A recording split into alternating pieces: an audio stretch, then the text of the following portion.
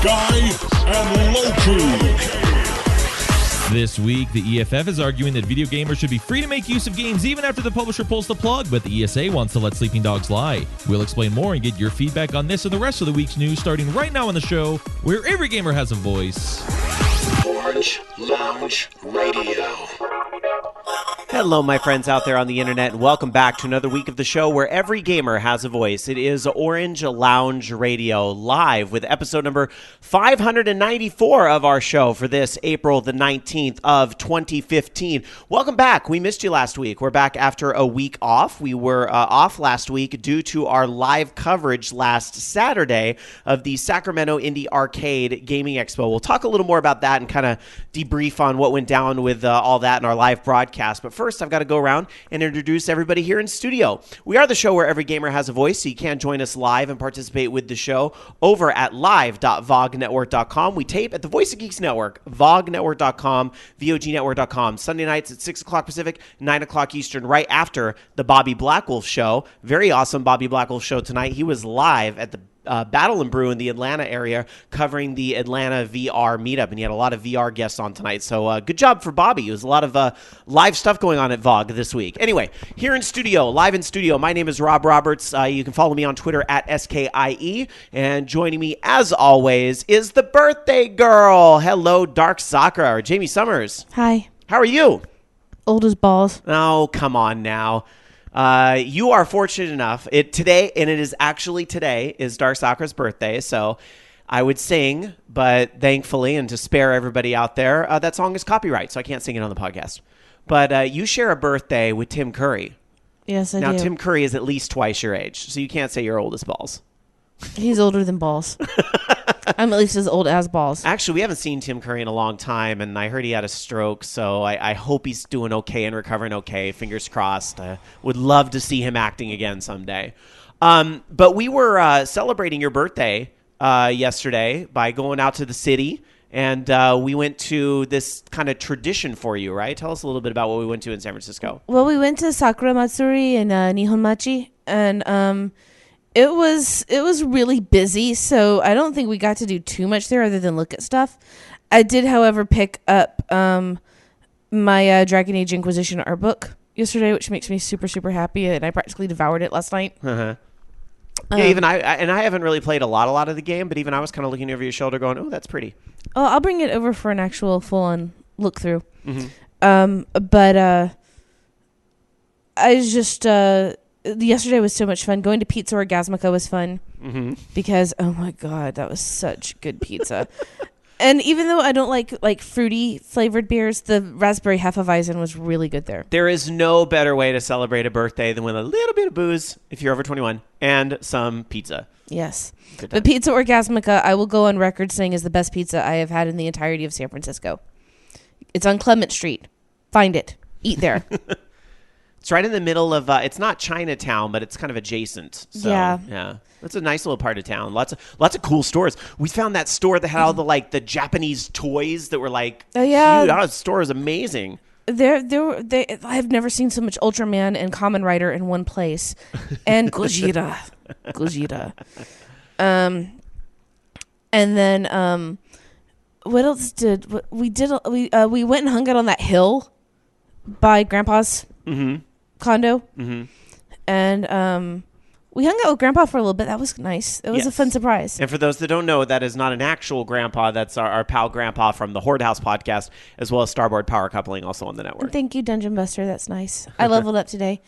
Also, so what I've gotten in loot so far is my Dragon Age book, pizza from Rob, Pinkberry from Shane, all the Mortal Kombat fatalities, which is really awesome. I also have my Apple Watch that I get next month. Yes. I have, I put it all on my Tumblr. Crap. A house. Oh, yeah, you got your We're house. buying a house. You had to, you ducked out of the Sac Indie Arcade thing just because you had a conflict. You had to take care of house stuff, but that was like the actual day that you were. We did our inspection, our two of our inspections that day, and then the appraisal was Monday. Nice. So it was just like going up 10 levels in adult. And my boss at work was like, "Well, what happens if you've bought 3 houses?" I was like, "That makes you the dungeon boss." Well, now I know you're saying you're old as balls, but I like the way they're phrasing it in chat. You've leveled up. You're going to be taking on harder, stronger monsters. It's my wriggling day. In the future. And by the way, SSJ100 Matt says that Tim Curry seems to be doing all right. Oh, good. That's good to hear. But yeah, they weren't easy fatalities. I actually did a couple of them because Shane was having some issues pulling a couple of them off because of the instructions given. Yeah, we'll talk about Mortal Kombat X in a little bit. Rob, you were so funny. I was here for that too. We'll talk about that in a little bit. You were definitely channeling your mother. But I have to introduce. I can let him sit quiet no longer. Say hello, everybody, to Techmaster Loki. Hi. Hi, Loki. How are you doing? I'm tired. I feel like it's been forever since you've been here in the studio because you had the Easter stuff 2 weeks ago, and then you were, none of us were here last week. So you're back. Welcome back. Yeah, I was just tired. It's been a rough week just with kids being sick and stuff. Oh, and no. Even, just most of this week's been catching up on sleep. And then, I don't know. My stomach's not entirely great right now because I'm not that hungry. I think it's because yesterday I was worried that I was, had the same stomach flu that my son had earlier in the week, but I didn't. So I didn't eat anything yesterday, and so I didn't eat much this morning either. Now, because of that, I can't eat as much as I'd want to, I guess, if that makes sense. I have to be careful. So that's why I'm having mac and cheese. And yes, I saw you went to Dickie's Barbecue Pit. Hooray. Yeah, they take forever for mac and cheese. Because I was making my son's lunch for tomorrow, and he's had some mac and cheese. I'm like, oh, that looks really good. I should go get mac and cheese. So that's what I did. Yeah. So anyway, what was I going to ask you about? The Sac Indie Arcade Expo. You were there. Yep. And did you have a good time? I had fun. Yeah. It was a neat show. It was so cool to be broadcasting live for the first time in God knows how long for us. I mean, obviously we do live every week, but I'm talking about from location. Like an event, yes. Yeah, from another venue or something. We hardly ever do that. So it was a great opportunity. So had some awesome guests on during the live part. We had the executive director of the IGDA came on our show, and that was amazing. We got to talk to her for about 20 minutes or so, and it was great. And we got to broadcast all the panels that were going on. It was great. It worked pretty good. I know there were some tech issues in the beginning. We started a little bit late, and then we were having some dropouts as the day was going on. So just to quickly explain what happened for those of you guys that were trying to stick with us throughout the day, which I do really appreciate. The venue that we were in is actually it was next door to the cafe, and the venue that we were in was an all-concrete building, apparently. So Wi-Fi signal didn't travel too well through that. So they actually tried to, and bless their hearts, the owners of those places, because they really bent over backwards to try to accommodate things on the fly. So, I don't think there's enough people out there that really appreciate people that will problem solve for you on a heartbeat, but they were really trying. So they ran their router to a completely different place where they actually ran it inside the building we were at, so we could barely reach it and get a signal. So we were able to stay up most of the day, but we still was dropping occasionally here and there. Yeah, it was a matter of trying to find some more Ethernet cable. Unfortunately, none of the stores nearby had more Ethernet cable, so it was just we're stuck. And it was just the morning leaving. I was what should I bring cord wise? I'm I should bring this 25-foot Ethernet cable. Should I bring all 50? Nah, I probably won't need all 50. Should have brought all 50. Oh, well. You learn. Well, did you see any games out there or get to play anything? Yeah, there was some pretty awesome stuff. There was was it Monsters and Monocles? That was pretty awesome. I got to check that out. Got to try the Oculus Rift for the first time. So that was pretty fun. Still want to get one. Just don't have a rig to run it on yet. So once I get that, then sure I'll pick one up. But I had to buy a computer for that first, because it won't run very well on my laptop. Yeah, I was going to say, tell us a little bit about your first Oculus Rift experience, because this is kind of a big deal. And Bobby was convinced you were going to hate it. But why do you think I was going to hate it? I don't know, because you hate everything. I don't hate everything. Why do I hate everything? I don't know. Why would I hate? It's your persona. It's your role. I don't know. My persona. That's so not my persona. I don't understand where this is coming from.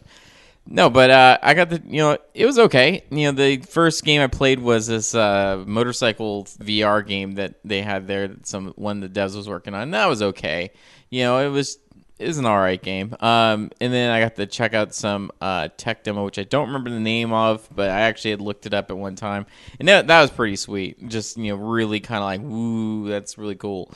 So I got to try that. And I tried one of the And I can't tell if they were both 2s or one of them was a 1 and one's a 2, but one of them was a Dev Kit 2, and they had a Leap Motion attached to the front of it. That's the thing that does like the hand tracking or whatever. And so you could actually put your hands out in front of your face, and it looked like your hands. Like it literally mapped perfectly to your hands. Like there was complete immersion in that sense.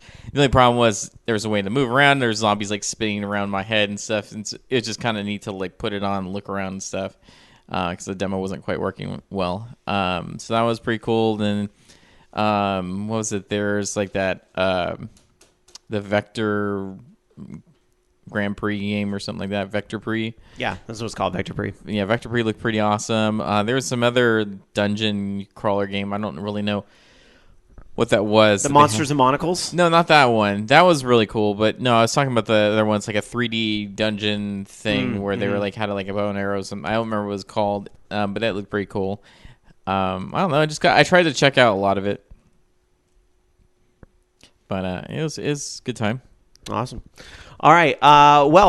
Touching on last week's news a little bit, I want to cover some of the things we missed while we were gone last week, and we'll probably have some of this peppered in a little bit throughout the show later on too. Touch on some of the big stuff that we missed last week. But last week. Oh, and of course, if I do last week's news, I have to set it to Holic, right? So let's do the news we missed last week. Last week's news set to Holic. Last week, Project X Zone 2 or Project Cross Zone 2 is confirmed to be coming to the 3DS. So a lot of people looking forward to the sequel to that one. Xenoblade Chronicles X is going to have paid DLC expansion quests. That'll be cool. Also, Splatoon explained themselves on why they were lacking voice chat in the game. And essentially, it's to keep some of the people that would get on there and say questionable things away from younger children. It's kind of what you would have thought. Team Ninja is apparently developing the next Dissidia Final Fantasy game. That's pretty interesting. And the Furious 7 cars from Forza Horizon 2's standalone expansion are coming to the main game as paid DLC. There is a Need for Speed movie sequel in the works. I guess it's going to be set in China or have some type of Chinese twist. And also, speaking of movies, this is pretty big. Five Nights at Freddy's has a movie in the works at Warner Brothers. Yeah. It was only a matter of time. And you know what? I think that's awesome. You know what? Good for him. That's from indie to like massive success story. That's awesome. And then lastly, Lego Dimensions was revealed with a trailer and a release date. That is pretty Lego's awesome. Answer to Skylanders, Disney Infinity. Yes, they want a piece of the crazy Beanie Baby toy expansion for Games Pie as well. But see, they made the critical difference that my complaint with the whole Skylanders and Disney Infinity and even Amiibo part of it is what functionality is there beyond just a piece of shit that sits on some sort of sensor that you use it in the game? Well, you build the sets and the Lego figures, you can move them around and stuff and actually play with them as Lego figures. So bravo to them for figuring out that, hey, that would be nice to have some functionality beyond that. Plus, you probably play the Lego games more than anybody here, so... Yeah, I do. Well, or at least my son does. You know, he plays. I seriously looked at the other day. He's got at least over 100 hours in Lego Marvel Superheroes. So, yeah. Nice. All right. Well, there's some of last week's news. We're going to get into this week's news here in just a moment. But first, we're going to go around the room and check out how was your gaming week and tell us a little bit about the video games that you've been playing this week. Dark Sakura, how was your gaming week? It was kind of not. I mean, I played, we had a little bit of Mortal Kombat last night that I did 2 fatalities. But I had a headache, so that's why I didn't actually want to play any. I've played some Dragon Age Inquisition because I'm still working on Jaws of Hakon. And I was going to play some Final Fantasy, but I took a nap instead. And the puzzle thing on the 3DS. I did some of that too. We did a lot of street passing yesterday, and I got some people from new regions, which was nice, and lots of puzzle pieces. And yeah, that's about it. Oh yeah, Dan. We have more neat toys in our house now. Dan got this converter box so that we could hook up some of our component game equipment. So he was playing some Midnight Resistance last night, which it's kind of interesting seeing a game that's supposed to use the rotary joystick on a handheld, not handheld, but analog pad, So it was just sort of interesting watching him play through Midnight Resistance. And I still think that the big fire blaster gun thing, the flamethrower, just looks like a big fiery dildo. And then played some R-Type on we have a new power base converter for our Genesis so that you can play Master System games, but this one enables the FM chip, which just about anybody over here has probably, unless you've got an imported power base converter or one of the Master Systems with the FM sound in it, you've probably never heard the soundtracks the way they were meant to. In fact, the FM chip is supposed to provide you more channels of sound than the Genesis had in it. So actually music can sound a lot better on for the Master System games than their Genesis counterparts. So that's it.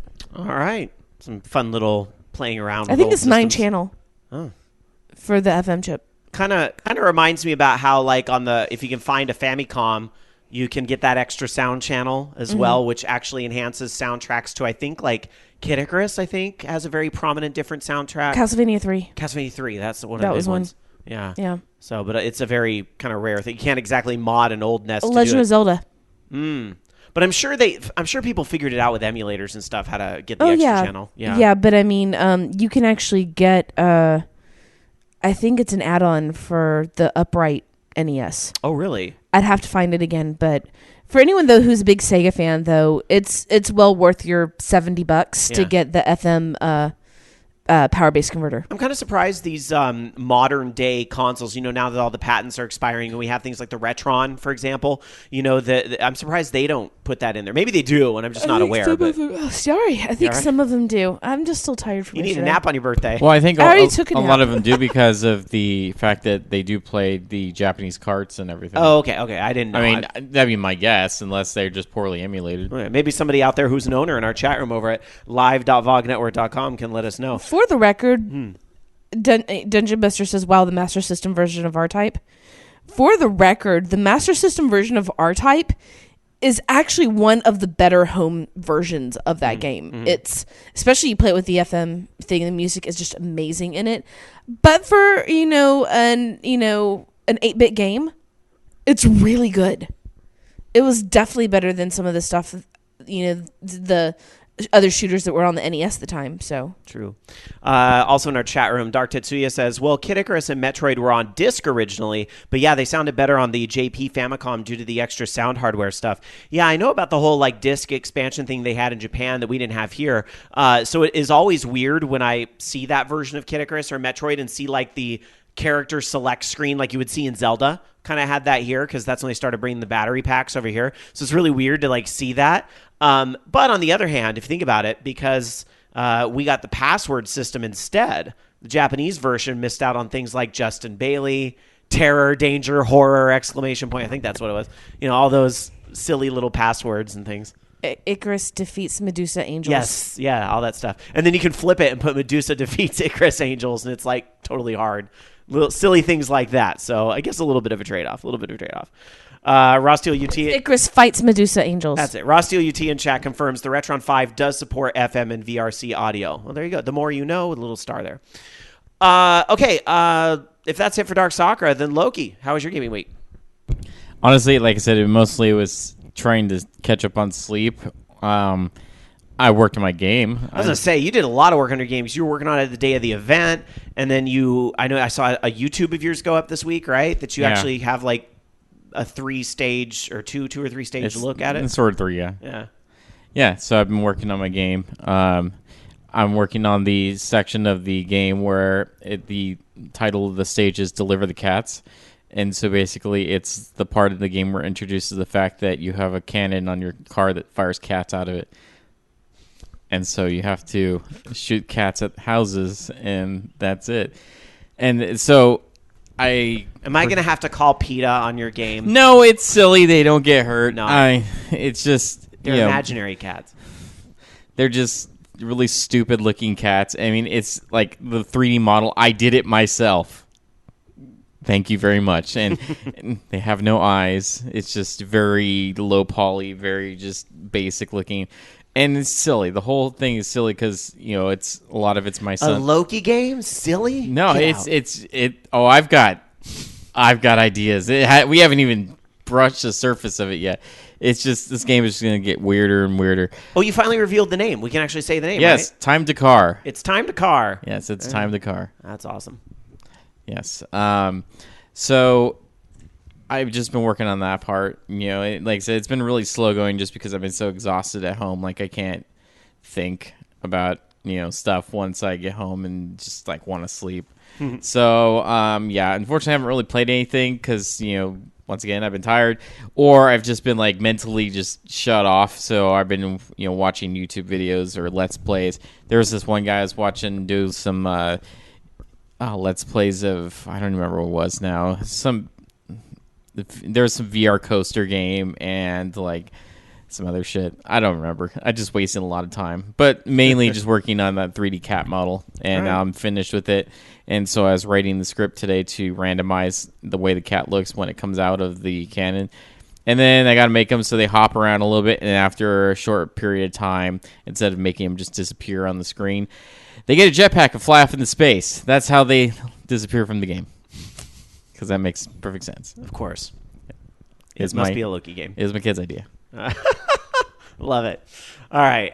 If that's it for your gaming week, then I'll go to my gaming week. I played some things here and there. At the SAC Indie Arcade House, I got to get my hands on some of those indie games. Vector Pre, who the author was telling me is on Steam Greenlight and could use some votes. So I would encourage y'all, if you have Steam installed, go check that out. Vector Pre, see if you like it, and if you do, give it a thumbs up.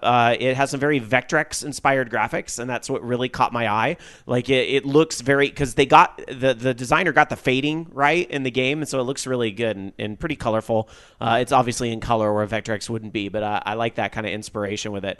And then that Monsters and Monocles game, I'm hoping we can get that dev on the show in the next few weeks. That was a lot of fun. So checking that out as well. Finally got to play Gabe's game. He was here a few weeks ago. Got to play Crumple, which I know his demo's up on Desura, and that was fun. I like that because that game doesn't really tell you what to do. It's one of those games where you're like, okay, it's going to be a platformer, but the layers start peeling back, and there's new mechanics, and there's new things you never knew an envelope could do. So kudos to you guys, Gabe and Nascent Games on Crumple's looking great so far. So yeah, I got to play that stuff there. So outside of Did he have his other game there? Because I remember he said that he was going to have Crumple there, and I thought he was going to have the other game there. If he did, I missed it. So yeah, we'll have to get him back too. on the show and let us play it. That's what we'll have to do.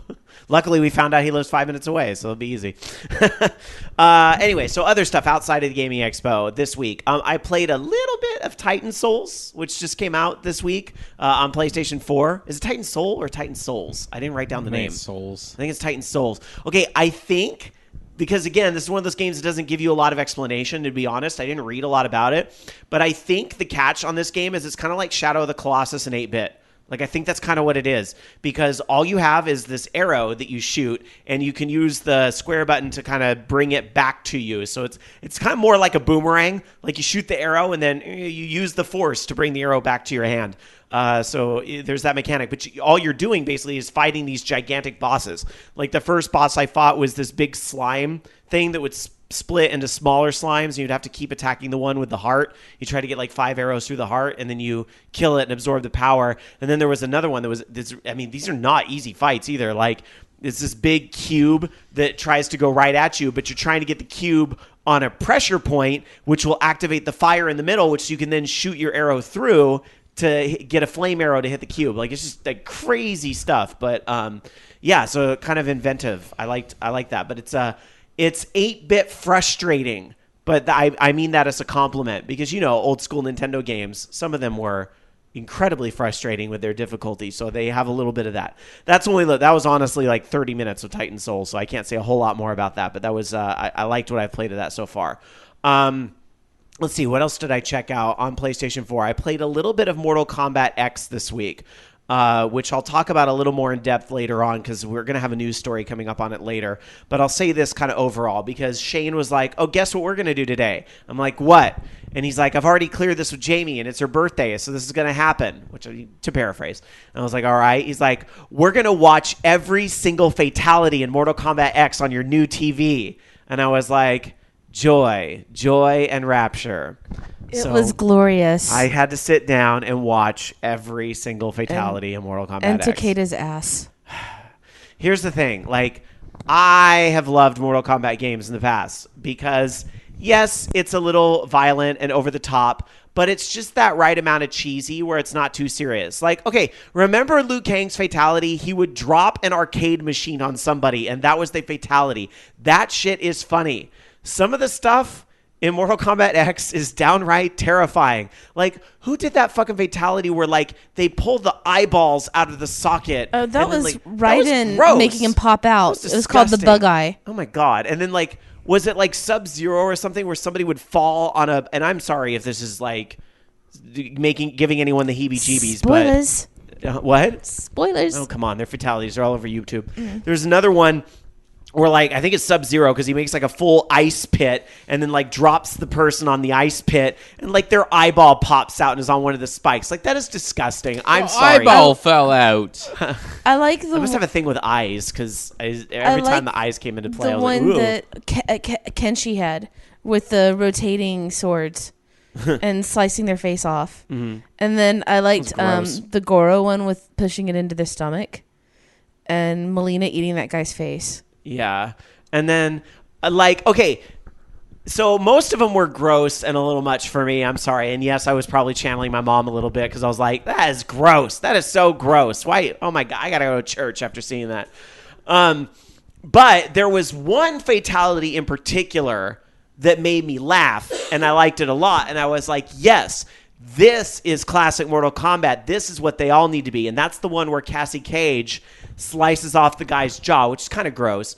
But then she takes the selfie, and the selfie goes on like a social media thing. And it's not just that, but like you see people like responding on the social media. Yeah, like Goro keeps commenting, Goro.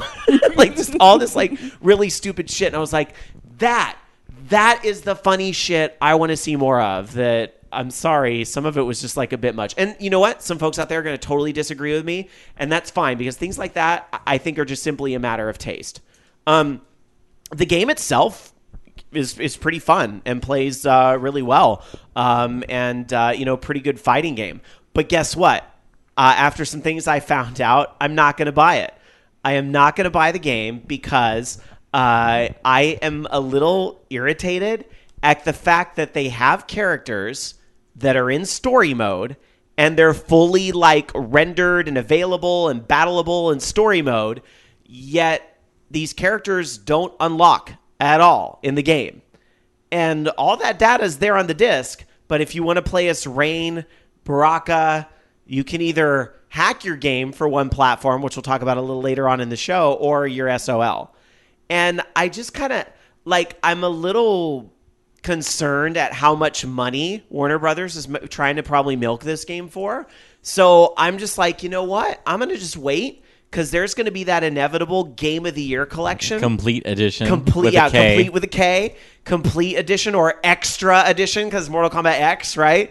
There's going to be something. The extra complete edition. Yeah, exactly. So you know what, y'all? I'm just going to wait for that because whereas the fighting game was good, it was not $100+ good. Isn't Street Fighter V supposed to be coming out soon anyways? Yeah, and honestly, it's probably going to be a similar thing with Street Fighter V, but that's a whole nother Oprah. The thing, and you're probably wondering, Rob, where do you get $100 from? The game is $60. Okay, and then $30 for DLC, which some of those characters, again, in the game already, like Tanya. That's 4 characters for $30. And some skins, whatever. And then there's going to be more. And it's just like, you know what? As fun as the game was, and I had a decent enough time with it, I don't need it that bad right now. So, but you know what? I'm also not a must-have every fighting game fan. You know, there's some people out there that love their fighting games as much as maybe I love my MMOs. I have to try all the MMOs, right? So somebody out there maybe loves fighting games that much and says, Rob, you're crazy and you're being stupid and irrational right now. Then you know what? More power to you. Go for it. Have fun. But when that Game of the Year edition comes out, don't fucking get mad about it because we all know it's coming. That's all I'm going to say. We all know it's coming. So, SSG100 Matt says, I'm surprised Warner Brothers didn't charge for blood. Some of it was blue.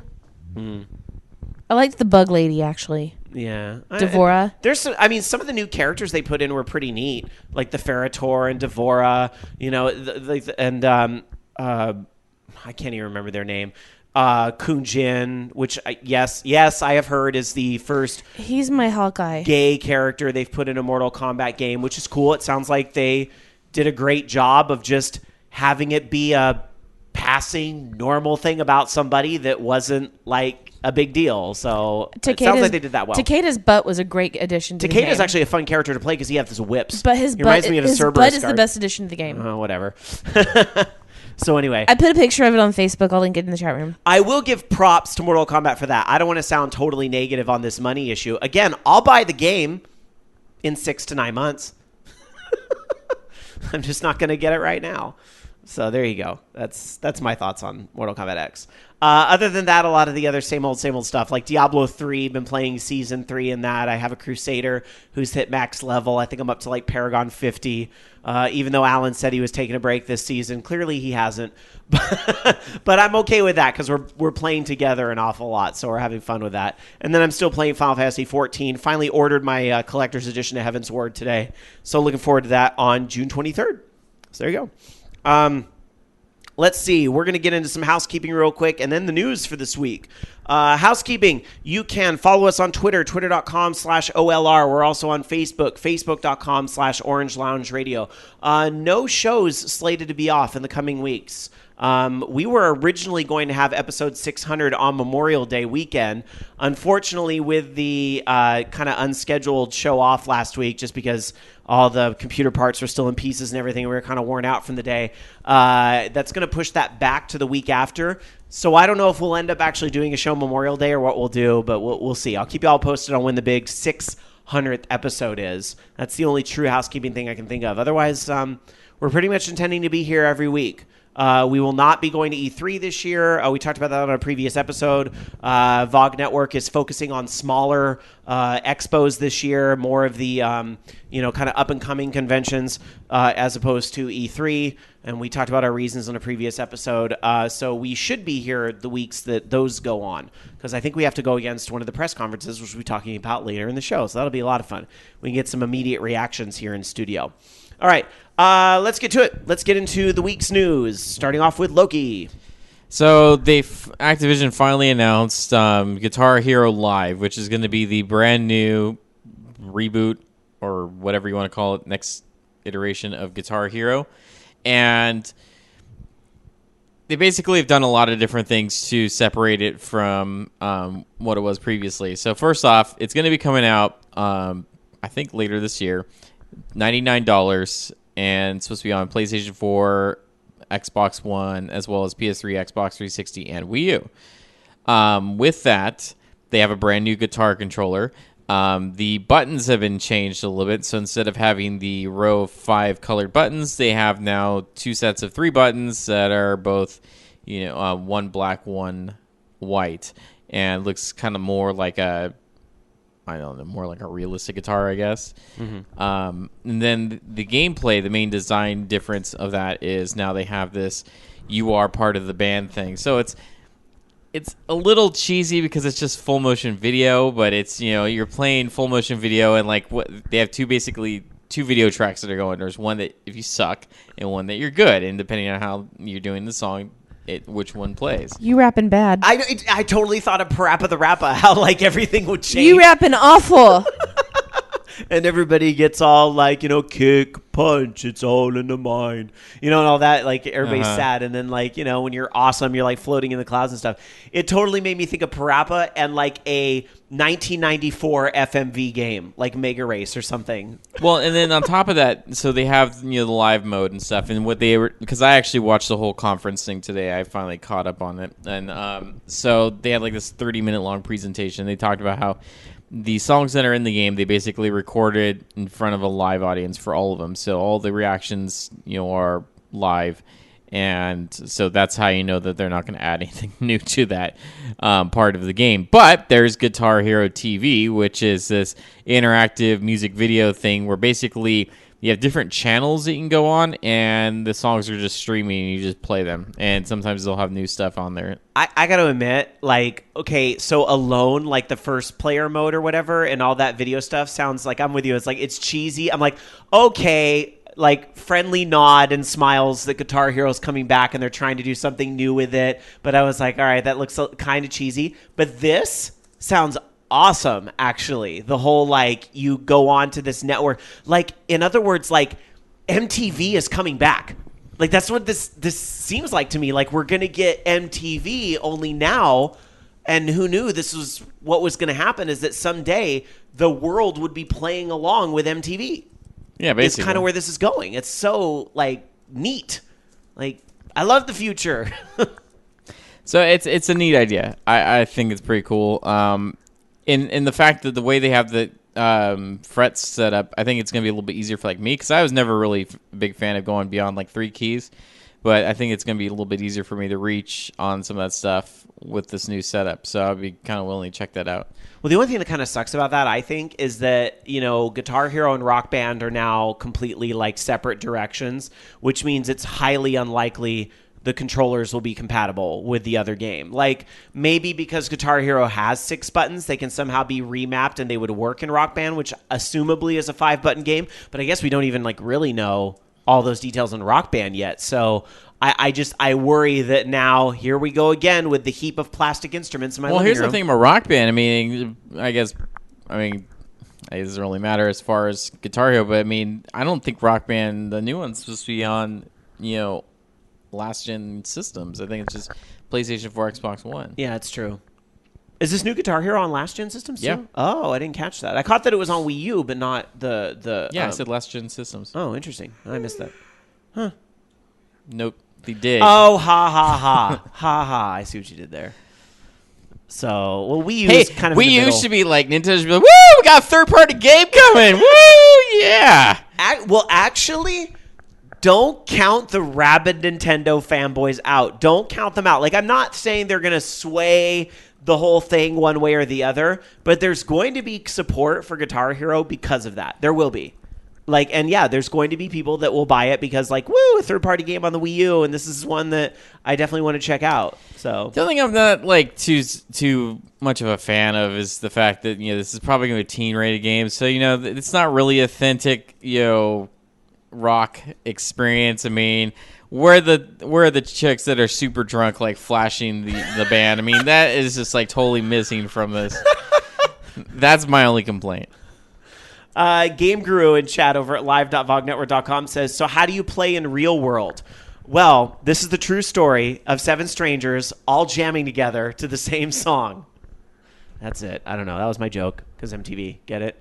Oh. Hello? Ha, ha. Yes, All right, I get it. I think you're all a little young maybe to get that joke. I don't Yeah, know. will like Guitar Hero TV at some point just all be reality shows? I'll be strumming with like a reality show or something like that. Can I play Guitar Hero along with like Teen Mom and Catfish? Strum up if you think she's telling the truth. Strum down if you think she's lying. Yeah, Anyway. and like, you know, I don't know. But here's the cool thing though. It's like it's being done by Freestyle Games. They're the guys that did DJ Hero. I'm like, Yes. I'm all sweet. Good call out. It does well? We get new DJ Hero game? Yes. Yeah, right. I want new DJ Hero game, please. When I heard that, I was actually really happy because, you know, and I remember saying this, like, I think on our last episode or maybe the one before, like, DJ Hero was kind of underrated and, you know, deserved to do a little better than it did. So I'm happy to hear Please that. give me a new DJ Hero game. I want a new DJ Hero game. I will buy a new DJ Hero game. Well, if the whole, like, MTV thing kicks off. maybe they'll have to do one Exactly. for Oh my DJ. god, it would be amazing. Well, except it's gonna be hard to mix music and stuff. I don't give a shit. Whatever you have to do to have They it could do work. something. They could make it like electronic. You know, Beatmania 2DX isn't really a thing in America anymore. Like, I know it's still trucking along in Japan and so forth, but DJ Hero 3 or whatever could just like totally rip off Beatmania, and then they could have an electronic and dance music channel. The only sad thing about that is that we'd probably lose Tiger Claw as a listener because he would watch that all day, which I wouldn't blame him one bit. That would be awesome. I'd play along to that all day. Speaking of Tiger Claw, he's in our chat room over at live.vognetwork.com saying maybe they will do Total Request Live minigame. You know, you laugh now, but I could actually, or maybe that was a totally serious comment. I don't know, but I could totally see, like, minus the Carson Daly and all that and the Times Square stuff. I could totally see that, like, 7 o'clock is going to be the time where they do the top 10 for the week or something like that. Let's all or jam we're on going to the top debut 10. a new track from blah, blah, blah, and it's, They could totally do that. Like, when I say that this could possibly be the future of, and I'm using my quotey fingers because some of you in chat were like, MTV, LOL.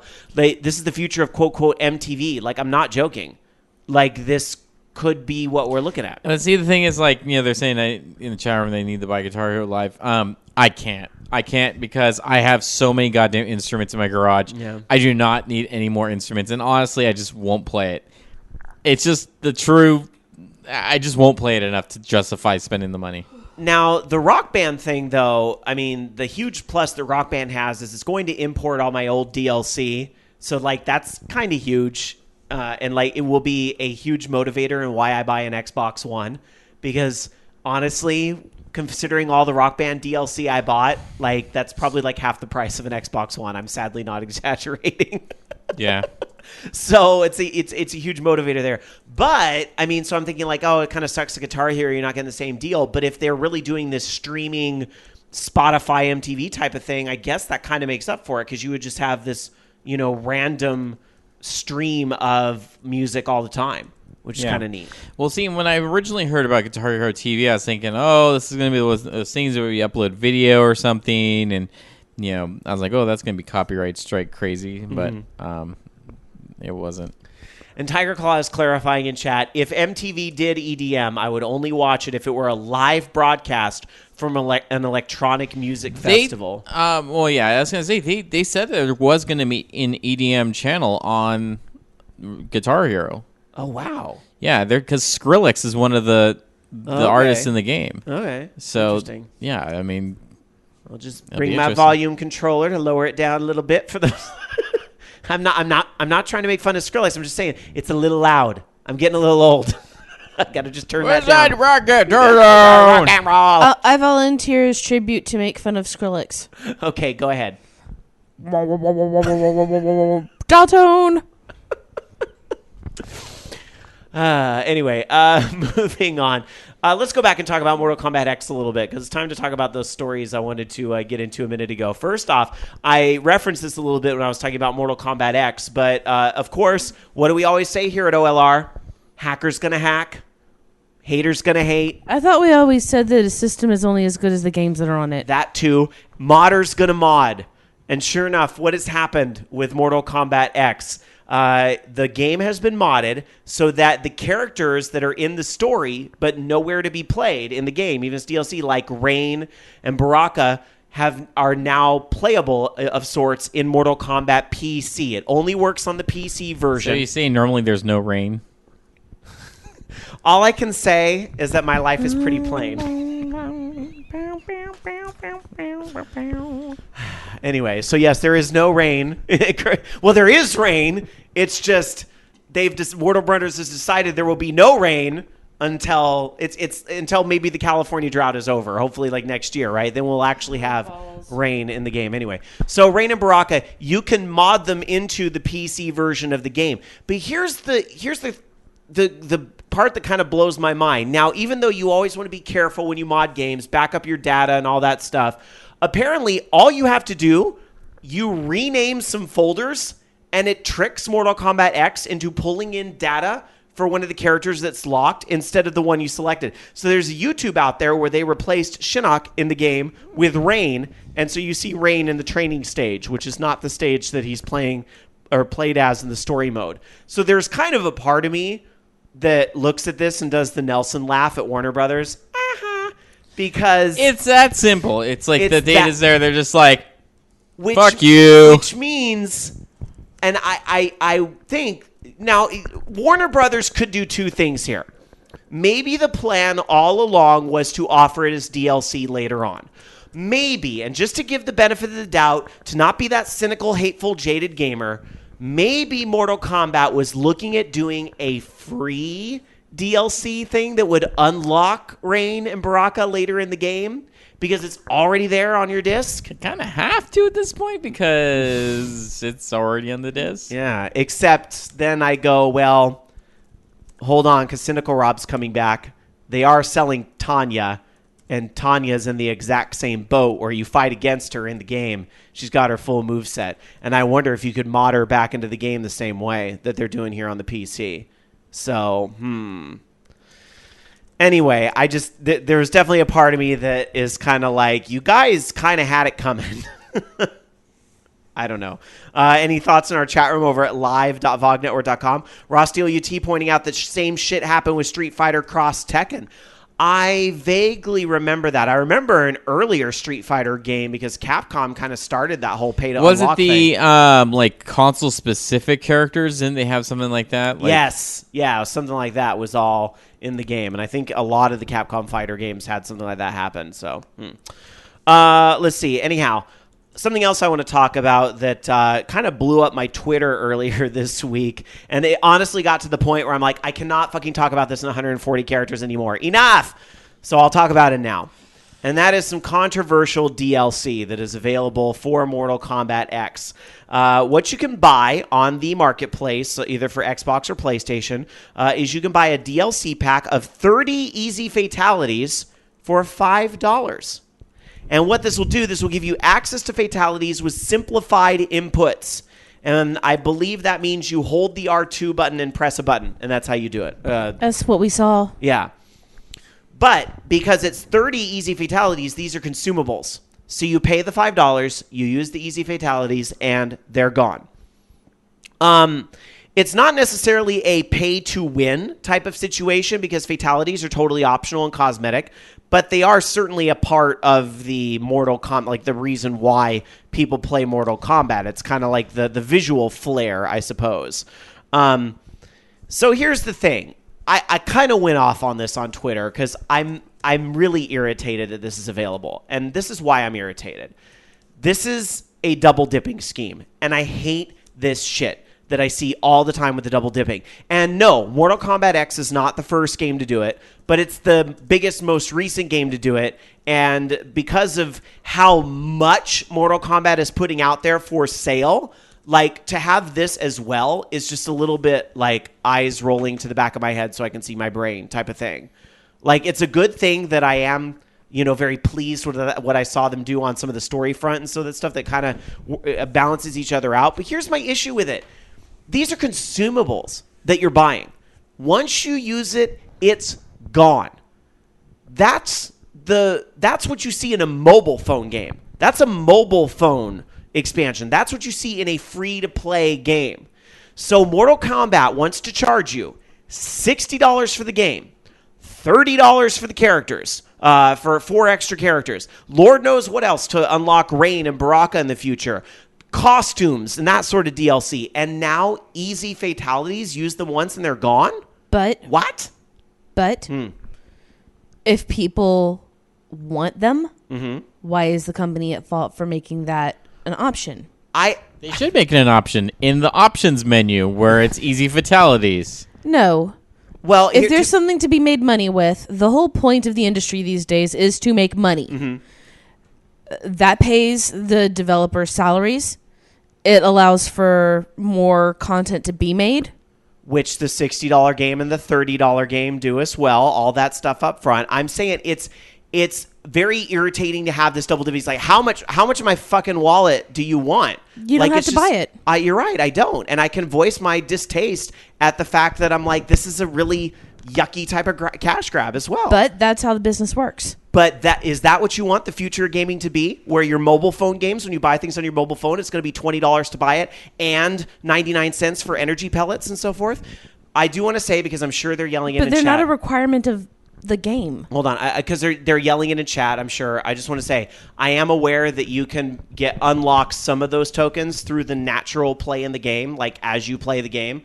But whenever you play a mobile phone game, or if I'm playing that Pokemon Diablo-esque type of game, they give you one gem here and there, and they give you a free taste of it once in a while. That's just a free sample so that you go and buy more hits. But again, you don't have to have them to play the game. The fatalities are not difficult. it's an option. It's not required, I guess, to enjoy the game unless maybe you're lazy. I guess maybe I just don't like seeing them prey on the lazy, which is kind of what I see this is. We live in a capitalist country. That's the whole point of and we commerce. live in a country where I can protest when I see things I don't like. And you're perfectly fine to, but it's fine for everybody else to go, really? Yeah. Because, again, when you live in a capitalist society, the whole point of existence is to make money. If they put consumables in like Dragon Age Inquisition, well, which kind of they do a little bit in multiplayer, which I haven't spent the money on that. But are you gonna pay for all that when it comes into single player mode? I paid for what I wanted. I didn't pay for what I didn't, and I've modded everything else. Right. I'm just saying this is the start. This is, you don't speak up now, and this is where the gaming industry is going to go. And for the record, they're not going to do locked endings, because then that is a little bit different. That's not the option. That actually is blackmail, kind of. You have to... No, that's consumerism. If you're going to pay for it, I mean, why not sell it? That's how we make our money for our developers and stuff. There's a difference between something that has absolutely no effect on how the game plays, well, other than it being easier to do something. It doesn't affect the endings. It doesn't affect the story. It doesn't affect the game, really. It's just nice. The whole point of, saying something like Mass Effect 4 with locked endings is from Cial. Pay $1.99 for the bad ending, $4.99 for the good ending. No, that's a completely different thing. That's actually affecting the entire story of the game. And that's, I think, where the line should be drawn. If it's something that is going to affect the final product in so much as it's the entire package of it, that's one thing. Something that's just like a convenience option, that's nothing. With all due respect to what you're saying, I kind of feel like the argument about, well, developers, capitalism could apply the same thing. It's like you want to put the line here, I want to put it here, is really the difference. But they do two exactly different things. One of them actually affects the entire game. The other one affects convenience. I would also kind of argue a little bit that in a way you do pay money for a different ending in Mass Effect because the Citadel DLC. But I'm okay with that. Which didn't affect the ending. It would. It doesn't affect the ending, but it's something you definitely play after. For most people to play the game, played it after, and it's like that one more hurrah. But I'm okay with the Citadel DLC because it was completely new stuff that was newly designed, not already on the disc, new levels, new monsters. That whole arena thing was in the Citadel DLC. I played my $15 for Jaws of Hakon, and that has nothing to do with the ending. Yeah. I've already beaten Dragon Age Inquisition twice. So I'm fine with and just to be clear on my position, I'm fine with DLC that like expands the game and expands and continues it and so forth. It's this consumable stuff from mobile phone gaming where I'm like, you are trying to have your cake and eat it too. I'll put it this way. I ordered the special edition for Dragon Age Inquisition so I could get the dragon armor because I thought it was pretty. I didn't have to have it, but I wanted it and I thought it was worth my money. And then I got the bog unicorn because that's like completely messed up looking. But I mean, it's all cosmetic. It's nothing that affects the actual ongoing play of the game. And I've maybe used the dragon scale armor like twice until I got better armor. I guarantee you, if they put out like really nice keeper's robes that I could pay for, I'd do it because I love the game and I like to make stuff look pretty in it. What if you could only wear it once and then it was gone? I would wear it until I get something that's better level. I guess it's the consumable aspect of it that really bothers me. That's the thing is that they haven't done that with the costumes. The costumes, no, not yet. It's not even a yet thing. That's not going to happen. Really? It might, because I bet if we look 20 years ago. So you're doing the completely fallacious slippery slope argument. We all know slippery slope arguments are entirely fallacious. 20 years ago, we would not have looked at where we are today with gaming, and because it was all on the cartridge, it was all there. And maybe I'm being old and saying, get off my lawn, but I'm just saying 20 years ago, this would never have been a possibility, ever. Exactly. 20 years ago, that wouldn't have been a possibility. We wouldn't have a slope to even be arguing about.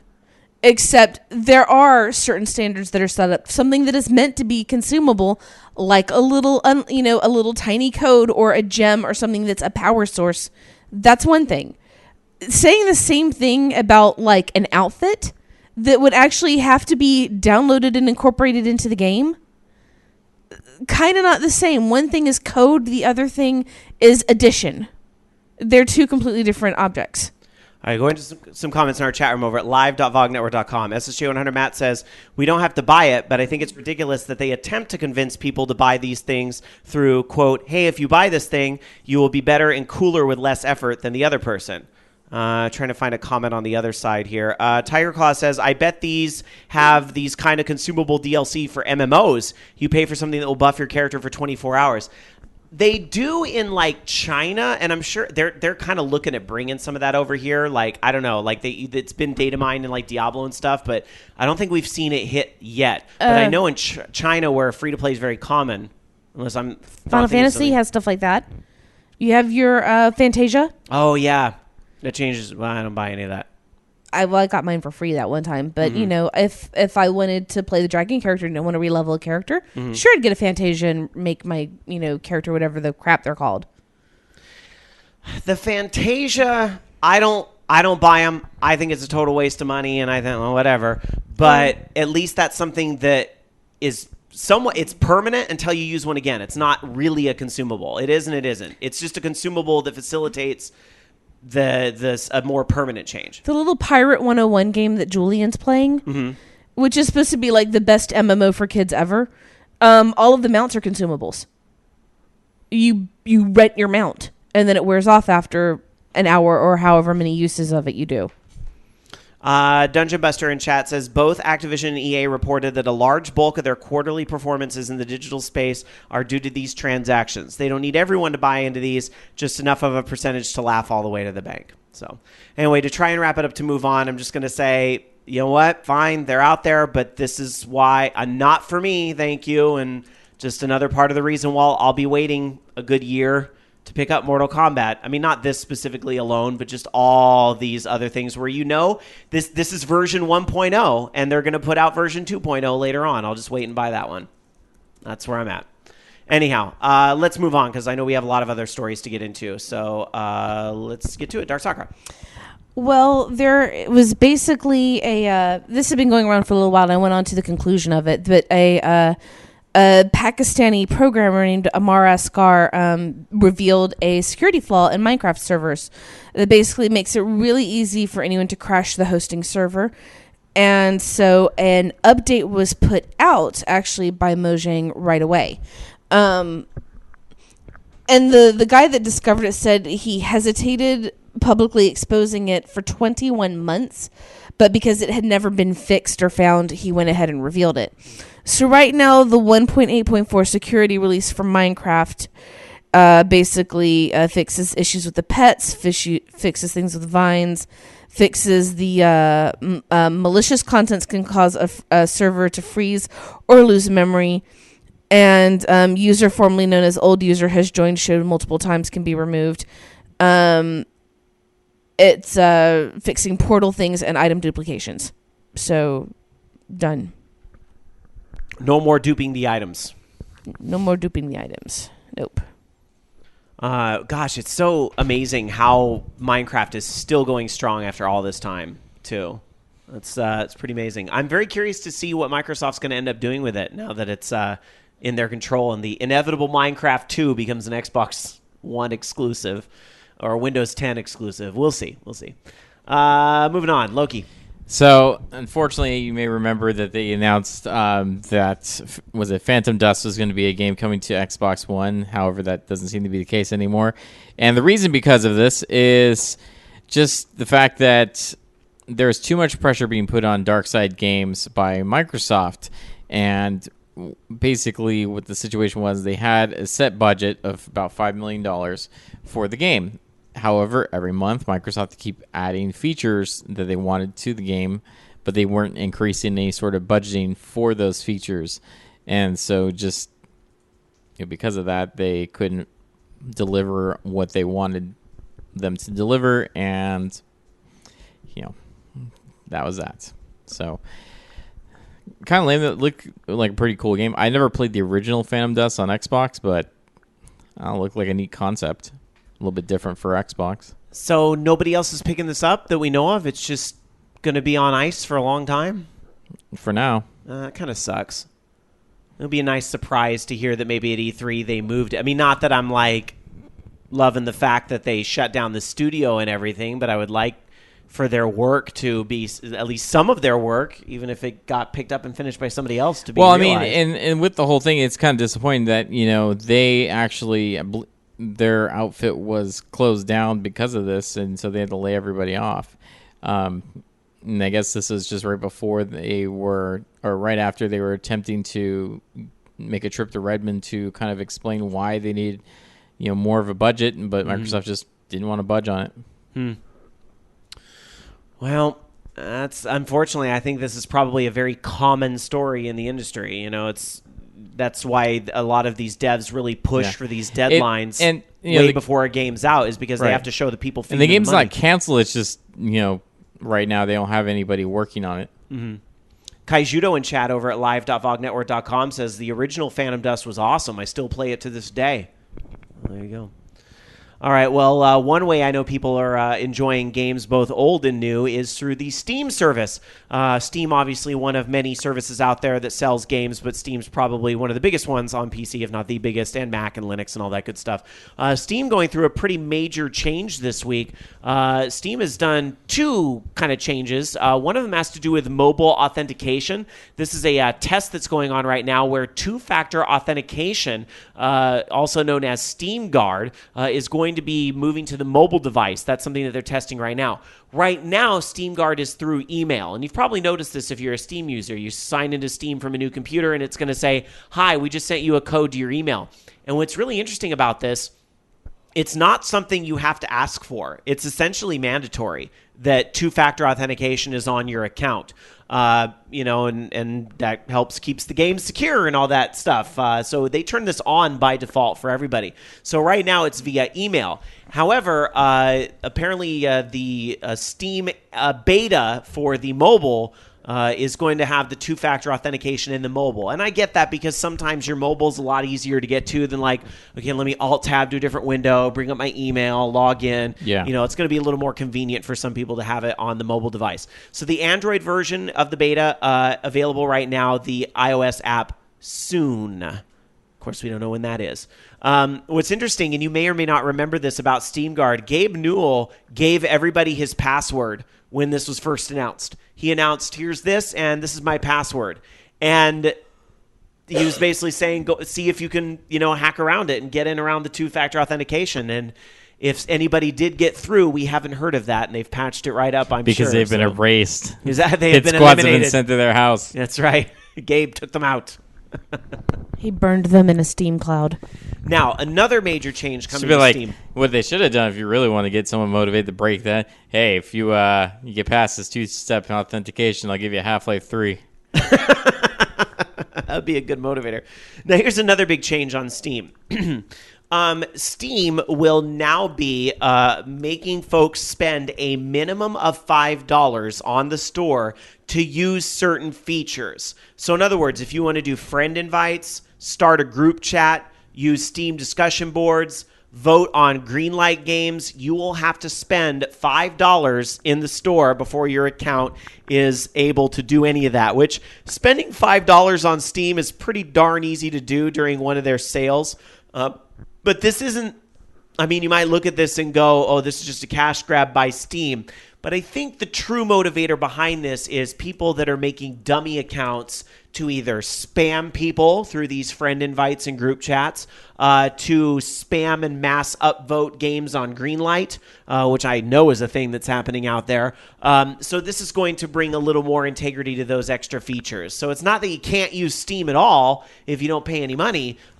You can still play your free-to-play games and all that they give through Steam. It's just that some of these other features, like you inviting they'll have to invite you, I suppose, and group chat will have to be started by somebody else. So these features will be locked out, which in the long run of preventing spam, yeah, I kind of get it. It's a feature I'm kind of surprised wasn't already there, actually. I always thought somebody had to spend at least some money in the store to be able to do this, but maybe what used to be a 7-cent card is now a $5 minimum. I don't know. So there you go.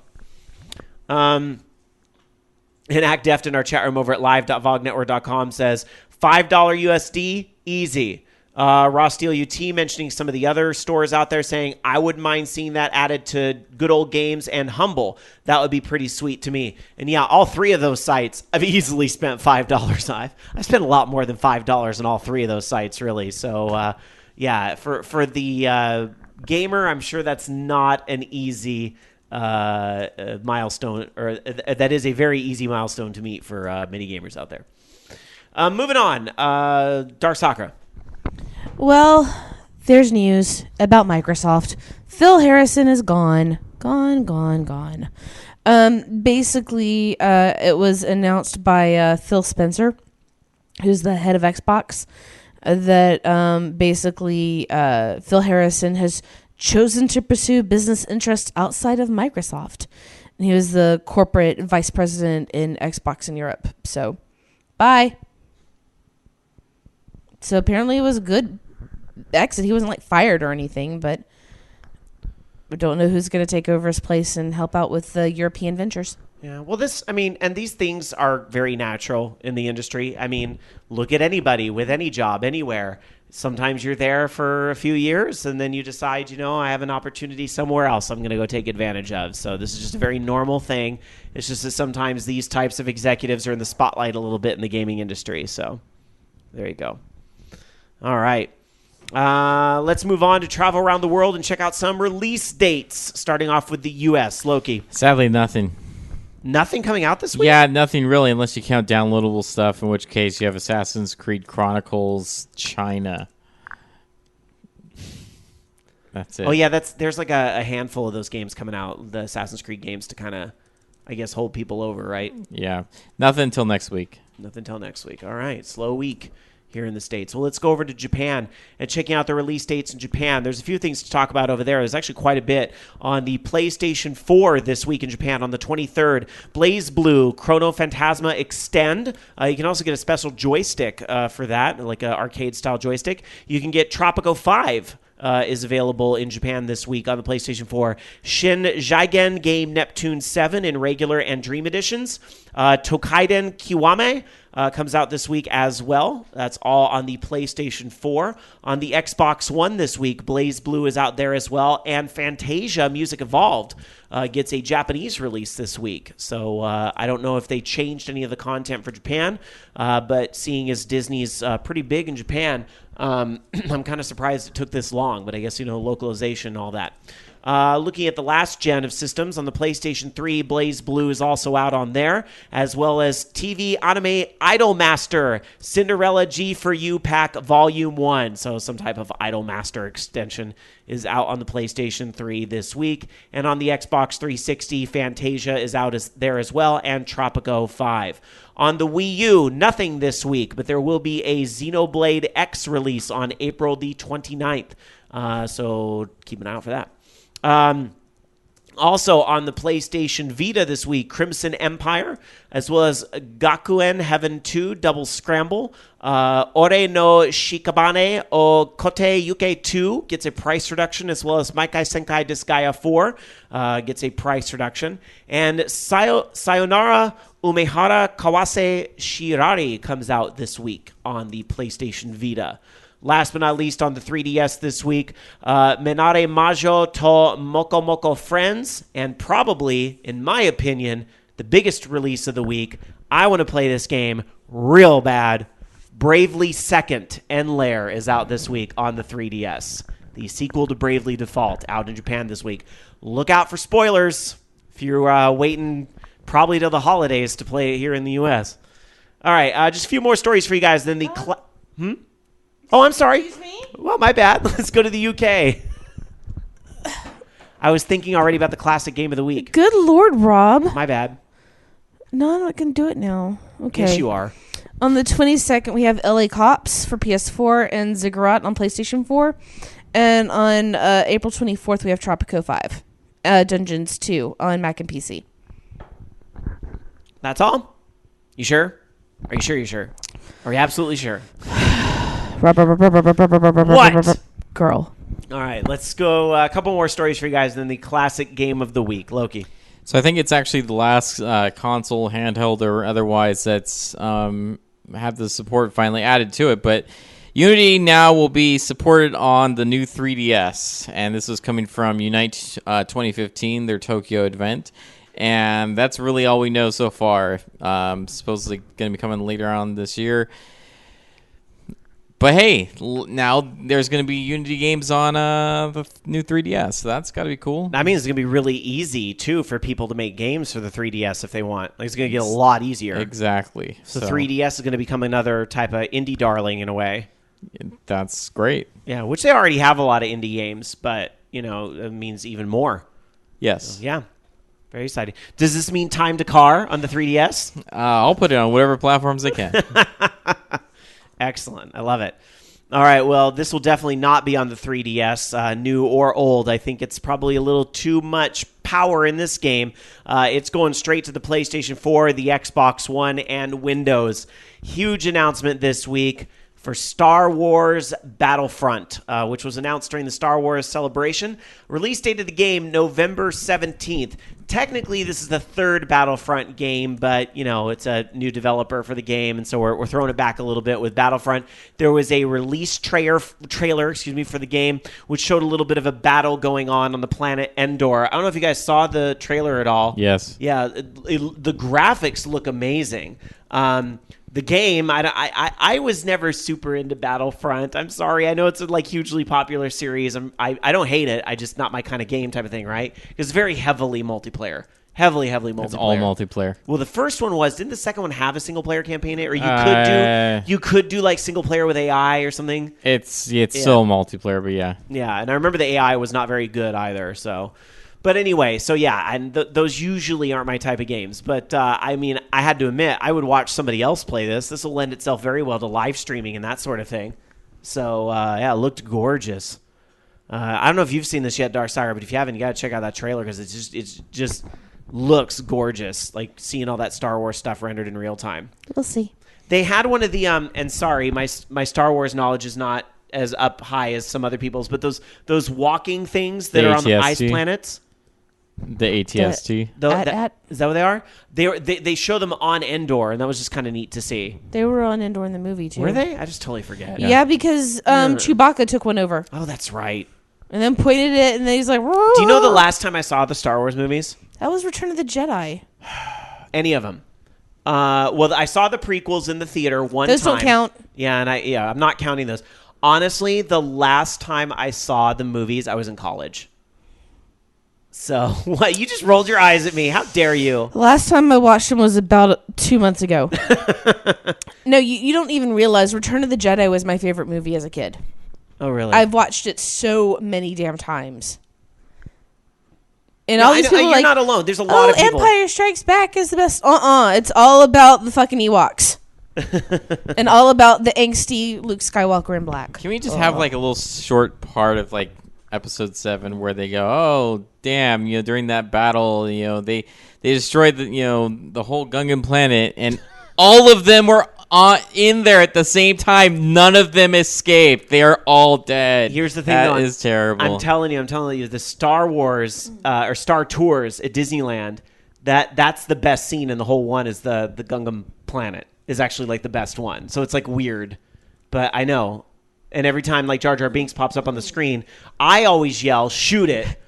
But maybe I shouldn't do that at Disneyland around children, but I can't help myself. It's just That's how you get put on lists, Rob. That's how you get put on lists. All right. Tiger Claw wants to point out in chat saying Battlefront 3 is only about the original trilogy, and what might be a deal breaker for some people, no space battles. No, Battlefront 3 isn't all about just the original 3. They actually have DLC that's going to be coming out that's for the new movie. Okay, but I think Tiger Claw is meaning, like a lot of people, it's not considering the prequels to be a thing. No, I meant the sequel. No, I get 7. 7, yeah. Oh, God, fuck. Who cares about the prequels? Yeah, no, I think they were saying that the planet that's in the trailer that looks like Tatooine but isn't Tatooine is going to be a DLC for that.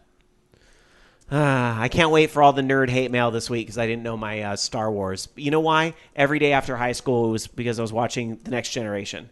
That's why. So, sorry. All right, anyhow. Let's get into the classic game of the week. Let's go back to the days when we would watch Star Something every day. I was of our telling you lives. that they should have a Spaceballs Battlefront game. That would be awesome. I've probably seen Spaceballs more recently than I have Star Wars. I know I have. Comb the desert. All right, Dark Saga, let's go to the classic game of the week. What is the classic game of the week this week? The classic game of the week is King of Fighters 94. Wah. And of course, a King of Fighters game has to start off with the Neo Geo noise. Yep. I love that sound. Anyway, King of Fighters 94. This game is actually important to me because I love it for the same reason that I love World Cup Soccer 94. King of Fighters 94 came out the year I graduated high school, and we had one at the little arcade that I managed at my college. It came out for the Neo Geo home console systems. There's a Neo Geo CD version, which I own. In 2008, KOF 94 was one of the ones that was included on the SNK Arcade Classics Volume 1 for PS2, PSP, and Wii. Basically, KOF has a lot of characters from Fatal Fury and Art of Fighting. It has characters from Ikari Warriors and Psycho Soldier, which I've done Psycho Soldier on the show before. The one that Athena came from. And also has a bunch of original characters. The plot is basically that the criminal Rugal Bernstein has set up, this tournament for reasons. And basically, they wanted to... SNK developed the game as a way to bring the fighters from its best franchises into one big thing and attract new players. And it actually has just spawned more and more and more sequels. In 2004, for the 10th anniversary of the series, SNK did a remake called King of Fighters 94 Reboot that has the original game and a newer version of it with higher resolution graphics. So it's really nice. Moving forward a little bit with this, it is really very simple. It has some of the basics for playstyle from Fatal Fury, except like the multiple range. You can dodge some moves, but they don't have the multiple level. It has the 4-button configuration similar to Fatal Fury 2 and Fatal Fury Special. Excuse me. And it has some of the other aspects of Art of Fighting in Samurai Showdown, even though it has no characters from Samurai Showdown. And Dan was pointing out to me that when the ad for this game came out, it said very clearly that you could play as characters from Samurai Showdown, which you cannot. You also have your power gauges at the bottom that you can do special moves. And you also have continuous life bars that some of them will fill up after you defeat a character, but it doesn't fill up all the way. You get only a certain amount of your life back. So you can continue a fight and take down another character with what's remaining of your life bar, but then when that's it, you switch out characters. And you, in this game, the characters were limited to just certain teams, which were kind of stupid in a way, because it's like you had characters who were like Team Italy, which was actually the Fatal Fury team. So you've got 2 American dudes and a Japanese kickboxer on Team Italy. Where does that make sense? Of course, the game also, though, gave us team the Chinese team, which had Athena and Kenso, who I played that team all the time, including Mr. Drunken Master there on screen right now. But I also liked it when they started switching things up. You could build your own teams, but you did have set teams. Like, I loved being able to play Yuri because I played her in Art of Fighting all the time. Mai, of course, was everyone's big favorite, So, just a really, really, really solid game, I think. It was, to me, a lot more fun. I was honestly an Art of Fighting fan more than I was a Fatal Fury fan at first, until Garo Densetsu 3 came out, which I thought was actually probably better than any of them. But it just really is a great game. We've had the versions that came out officially for this, there was, like I said, King of Fighters 94 came out in Japan in August 25th, 1994. And then it came out the same year on the Neo Geo cartridge systems, which I actually do not have this one on cartridge. I have KOF 2000 on cartridge. KOF 94 came out also for Neo Geo CD on November 2nd. KOF 94 was supposed to be preloaded with the Neo Geo X, but was ultimately replaced by King of Fighters 95. Like I said, there's been other versions. We had the Virtual Console version. We've had the SNK Arcade Classics Volume 1. There was also a PlayStation 3 release that came out of the Neo Geo Station lineup. There was the remake that was the King of Fighters 94 Rebout that was just really pretty. And you also had the team edit mode from the later editions that were there. And the ability to play as some of the other characters. You had arranged music, and it was really nice. It was supposed to come out in North America on Xbox, and it was completed and reviewed, but they canceled it in 2006. So, Japan only as far as I know, but of course I've played it before. So, there were also CDs. I have a couple of the art books, actually, for this. There was a Laserdisc audio and video release of King of Fighters 94. There were tons of manga, and it's just... This is one of those games that just reignited the entire fighting game franchise for SNK, and I'd probably say created its own fandom monster. So there you go, King of Fighters 94. All right, there it is, your classic game of the week. You know, I must admit, I've played this before, but not a lot of it, because this was kind of during my gaming drought. There was a few years there where I wasn't really playing a lot of games, and I think this was kind of right in the middle of it. I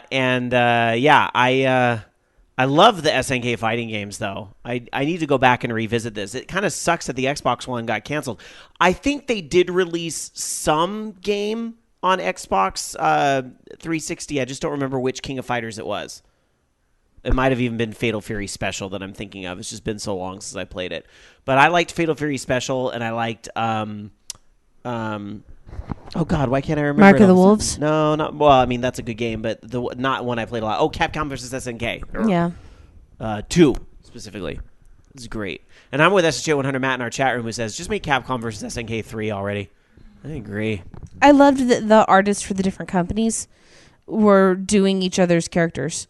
Really nice versions of some of the characters. I love that. I've always been a fan of the. I would say that era up to maybe about 2000 of SNK's artwork. I love that artist. So, all right, we're going to take a quick break, guys. We got plenty more show to come. We're going to do our forum follow-up segment, answering the Fugle question of the week, your emails, and even some phone calls, too, at 1-877-GAME-OLR, or a username on Skype, Orange Lounge Radio. When we come back with more of Orange Lounge Radio right after this.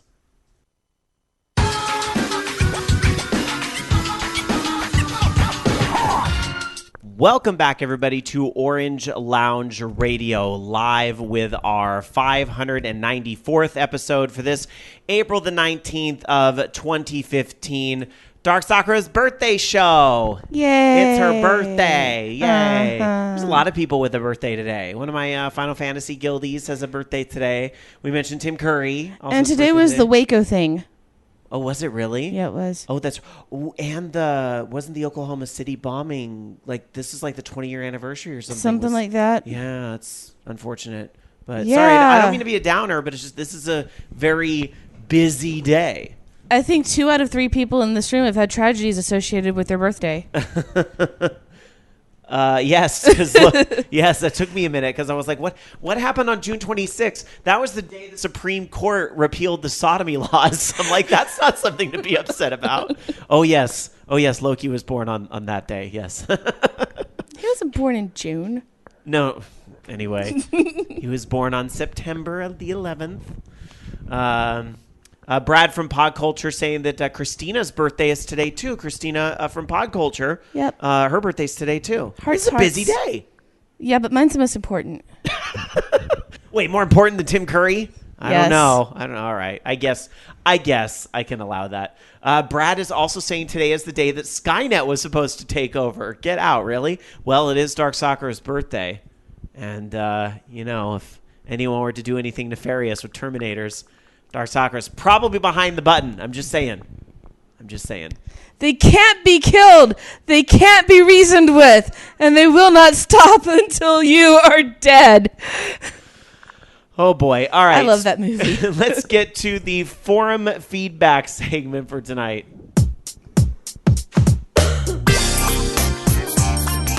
Every week we invite you guys to continue the discussion on our forums over at forums.vognetwork.com, or you can just go to vognetwork.com and click on forums. And, I'm sure some of our spirited discussions tonight, such as like the DLC Mortal Kombat X thing, I'm sure we'll see more on that continuing on the forums later tonight. Or maybe something we don't end up getting to tonight. We'll see. I will point out, since I'm catching up on 2 weeks, there's actually a few threads. So I apologize. I'm not going to be able to read every topic, but I just wanted to thank you guys who are participating over there.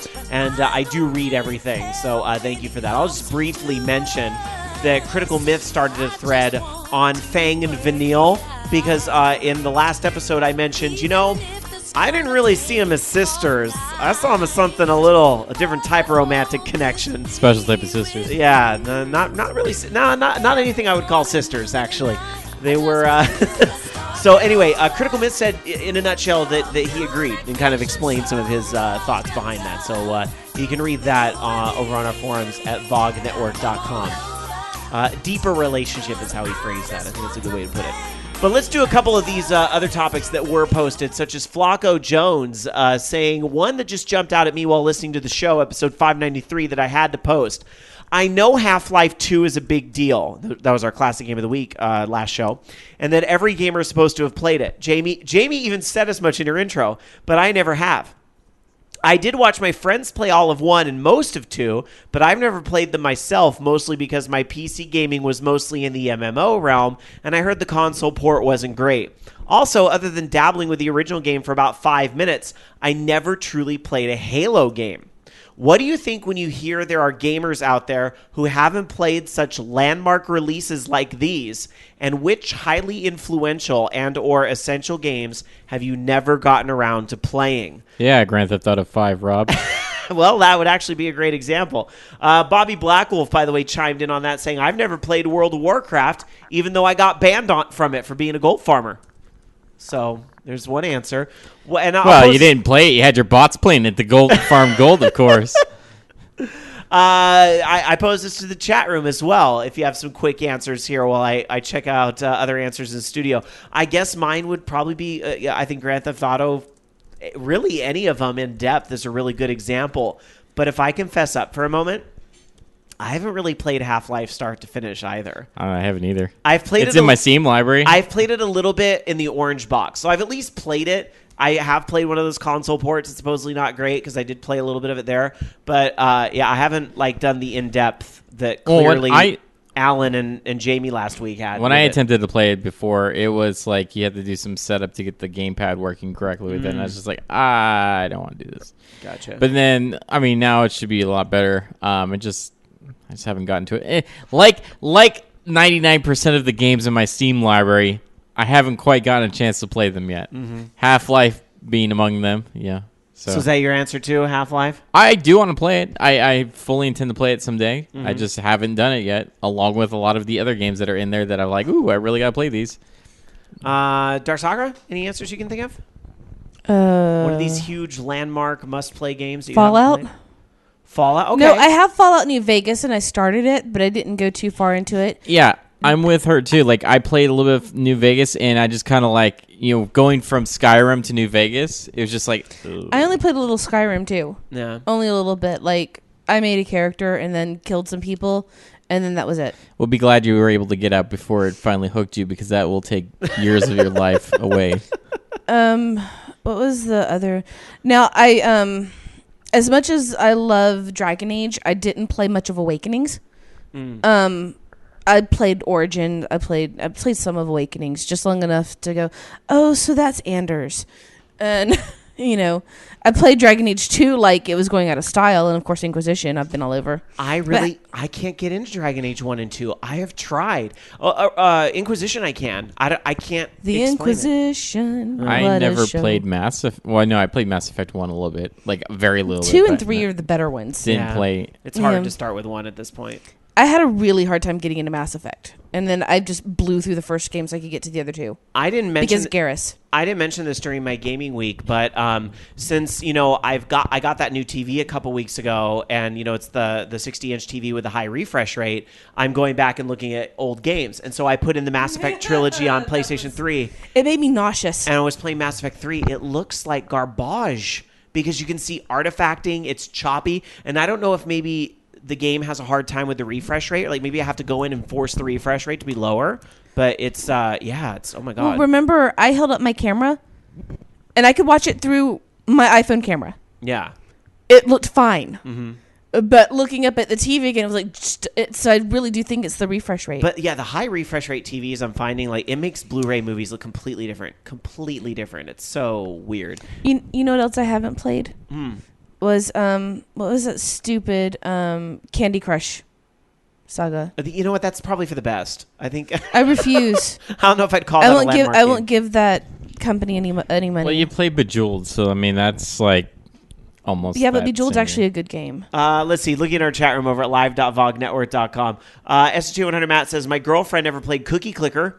I remind her how lucky she is. Yes. Let's see. Brad from Pod Culture says, Mass Effect.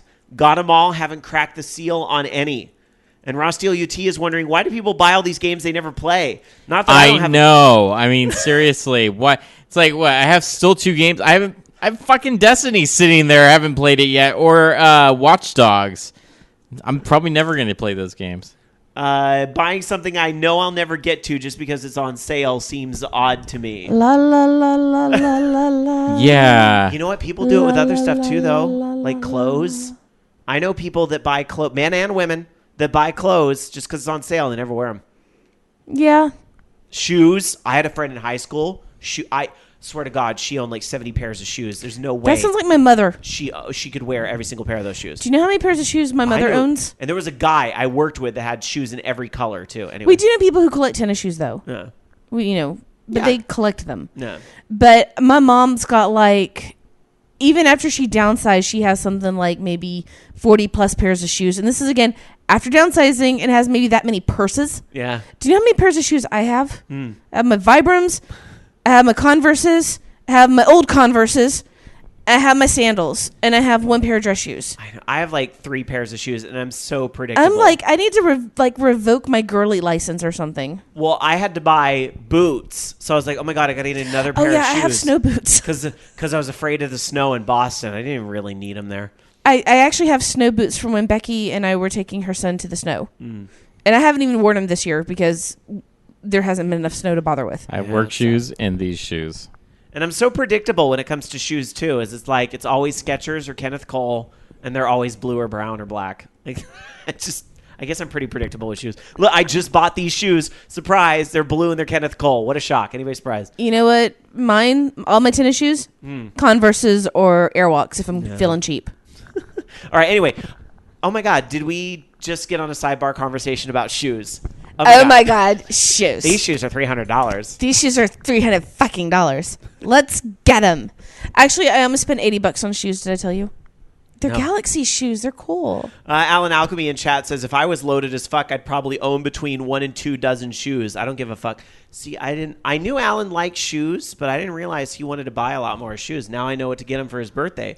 Gift certificate for Zappos or DSW. I do know he loves to go to DSW. So You know what? what? All right, I got like $120 pair of designer Converses for $30 at Off Broadway. So Oh my God, we're talking about shoes again. Back to the forum topics. I'm not. Thank you, Flacco. What game have you never played? Orange Shoes. Shoe Radio. Shoes. Oh my God. All right, YYR started a topic about digital distribution, saying, I didn't even know that OnLive was disappearing until I heard it on OLR. Same with PlayStation Home. I always feel, I try not to break news here on the show, but I'm always flattered when people like actually learn things here on the show. My thought is if you seek out gaming podcasts, You probably see gaming stuff on Twitter as well, so I like to discuss news, not report Twitter's it. hard to follow. If you follow a lot of people, it's like trying to sort through that mess. So I'm always flattered when people actually do learn news from us, so thanks, YYR. Anyway, the reality is that when we purchase something digitally, we have to be okay with the fact that it won't be around forever. The closest thing we have to actually being able to keep our purchases is the system used on Xbox 360 and PS3, where if a game or DLC purchase is registered to a console, you don't need to be online to be able to play it. If we're ever alerted to the closing of the distribution network, we can protect ourselves by placing copies of the content on multiple hard drives before the network shuts down. But even then, there's no guarantee these will last for as long as we might want them to. I truly believe that Microsoft and Sony will have to tread lightly in their decisions to shut down these popular distribution networks, because if they do so too early, consumers will likely feel burned, which may affect their digital purchase decisions in the future. I honestly believe that at the least, Microsoft will keep the 360's marketplace open for several years to come, but only time will tell. However, regardless of what they do, certain facts will not change. 1. No digital marketplace will last forever, and you stand to lose their purchases when it's shut down. 2. You'll probably never be able to transfer purchases from one digital marketplace to another. Don't buy a digital movie through your cable company if you're thinking about cutting the cord. 3. No game that stores your progress server-side or that relies on a server will last forever, and you will lose your characters and all of their data when the game shuts down. This goes for many current games, not just MMOs, but also many popular mobile games. Remember that before you spend real money on virtual currency. 4. All multiplayer-only games and multiplayer modes in other games will either shut down eventually or simply become so unpopulated as to be virtually unplayable. When you buy these games, remember you are buying a temporary experience and enjoy it while you can. It's virtually impossible to say I'm not buying any digital games at present because there's so many digital exclusive games that are definitely worth playing. What's everybody else's thoughts on the current myriad of the digital marketplace? Now, Flacco Jones says, despite there being no guarantee, I think one can make an educated guess about which companies will last through the long haul. I don't think Valve or Sony are going away anytime soon, and if I really care about being able to play a game longer than a digital store will allow me, I'll make an effort to buy it on disc if possible, like I did with Ni no Kuni. For my digital movie and song purchases, I stick with Apple. I just go with what's established to be safe. I almost got into OnLive, but glad I thought better of it. Why even buy through Apple when you're going to have DRM associated with that? Just buy like Amazon or something, then you have an MP3. Well, and speaking of the DRM thing, I think that's another reason that I noticed wasn't mentioned in either post, where I feel a little more safe with Valve, is Valve has basically guaranteed their customers I guess supposedly they could do whatever they want, but I feel pretty confident that if Valve ever does pull the plug on Steam, they can press a button that makes all the games DRM free. Ta-da! Well, that you've bought, I should say. The games that you've bought are not free. Valve spending free. No, but the games that you bought are DRM free. So I'm like, okay, so at least, there's an exit strategy. And I think that's what's important to know. What is the company's exit strategy? For things like Sony and Microsoft, Sony and really Microsoft as well are really getting into this now Steam game of really deep cutting the price of games. Sony has yet another flash sale going on this weekend, right? I just bought Retro City Rampage for like $3.50. Yeah, right? Well, I didn't buy it because I already have it on PS3 and Vita, but yeah, I've bought stuff through that, like the dollar sale that they had. But my thought is, okay, I paid only $3. If it goes away, And you're right, and I do kind of keep that in my mind, is that when I buy the game digitally, I do think, if this goes away someday, am I going to be pissed? And with those games that I buy on a deep discount, nah.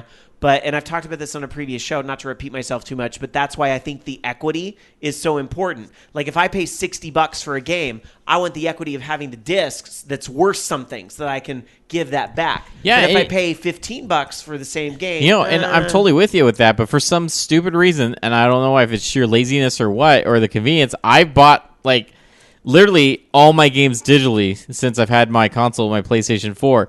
All my games have been digital, including full release games, with the exception being the ones I bought with my console, which is weird because I'm totally against that type of thing. But for some reason, I'm buying my games digitally. I think it's just literally convenience. Ross Steele UT wants to point out in chat over at live.vognetwork.com that Amazon MP3 and current Apple M4A are DRM free. Some other comments on these posts here. Kaijudo saying, I disagree with this guy. I don't like digital, but the one good thing about digital is that it can literally last forever. If you look hard enough for your favorite game, you'll find it. Ikuma JP says, Nino Kuni doesn't need any copy. It needs to go straight to the trash. Shade. Ragenator says, I have some stuff from Good Old Games, but all that stuff is permanently free or was free at one point. They have given away a few games. At least one bonus of buying all these Humble Bundle games is a lot of times you get DRM free versions of them anyway. So True. You have that to go against. Anyway, good topics, you guys, and that was just some of them. So you're going to have to visit the forums if you want to see more over at vognetwork.com/forums. But I do want to move on with the show, getting into some rapid-fire news up next. Loki. Speaking of like a really old game that I haven't played in like a very long time, since like Windows 3.1, okay, that's how old. Chips Challenge, it's going to be coming back, and they're actually bringing Chips Challenge and Chips Challenge 2, which never really happened originally. That's going to be coming back to Steam May 29th, and that you can buy them as a bundle for $4.99. And then they're also it's going to include both games and the editor. Or if you just want the original game, you can buy that for $2. So that's pretty sweet. I mean, it's been so long since I played the game. I'm looking at the screenshot. I'm like, I don't even remember how the fuck to play this thing. I had keys and doors. I know that. Postal 2 got an expansion. How long has that game been out? Forever. But yeah, Postal 2 got an expansion. I guess they even had like what was it, a little video that was along with that. But apparently you can buy the expansion it's normally $7.99. Otherwise, if you get it by April 21st, it's only $6.79. So that's pretty cool. And apparently it's the expansion is called Paradise Lost, and it picks up after Apocalypse Weekend. And I guess it puts you back in the hometown of the dude. I don't know. It's kind of weird to see, though, a game that's so old like this have like a new expansion for it. It's kind of nice. Speaking of value and what you get out of games, it's kind of nice to see such an old game, even though I think Postal's kind of a hokey series. But whatever. You know, like something getting that type of support is still awesome for the people that Can we see like a new Duke Nukem 3D expansion or something like that? Because that'd be pretty sweet. There's Duke Nukem Forever. No. I don't even know what you're talking about. That doesn't make any sense to me. I know that was supposed to come out someday. There's user-generated content, I'm sure, still being made for Duke Nukem 3D. Somebody out there still making content for Duke Nukem 3D, I'm sure. And I'm sure people are still remaking current games in Duke Nukem 3D. Bless the internet. Bless it.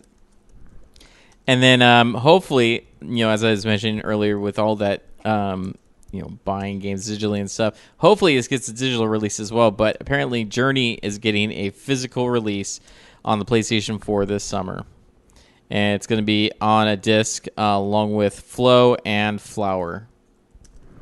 I think they released a bundle like that on PS3. There was like a That Game Company bundle. Yes, they did have that. And it was, I think it was those 3 games as well. Nice. Maybe. I think it was, yeah. All right.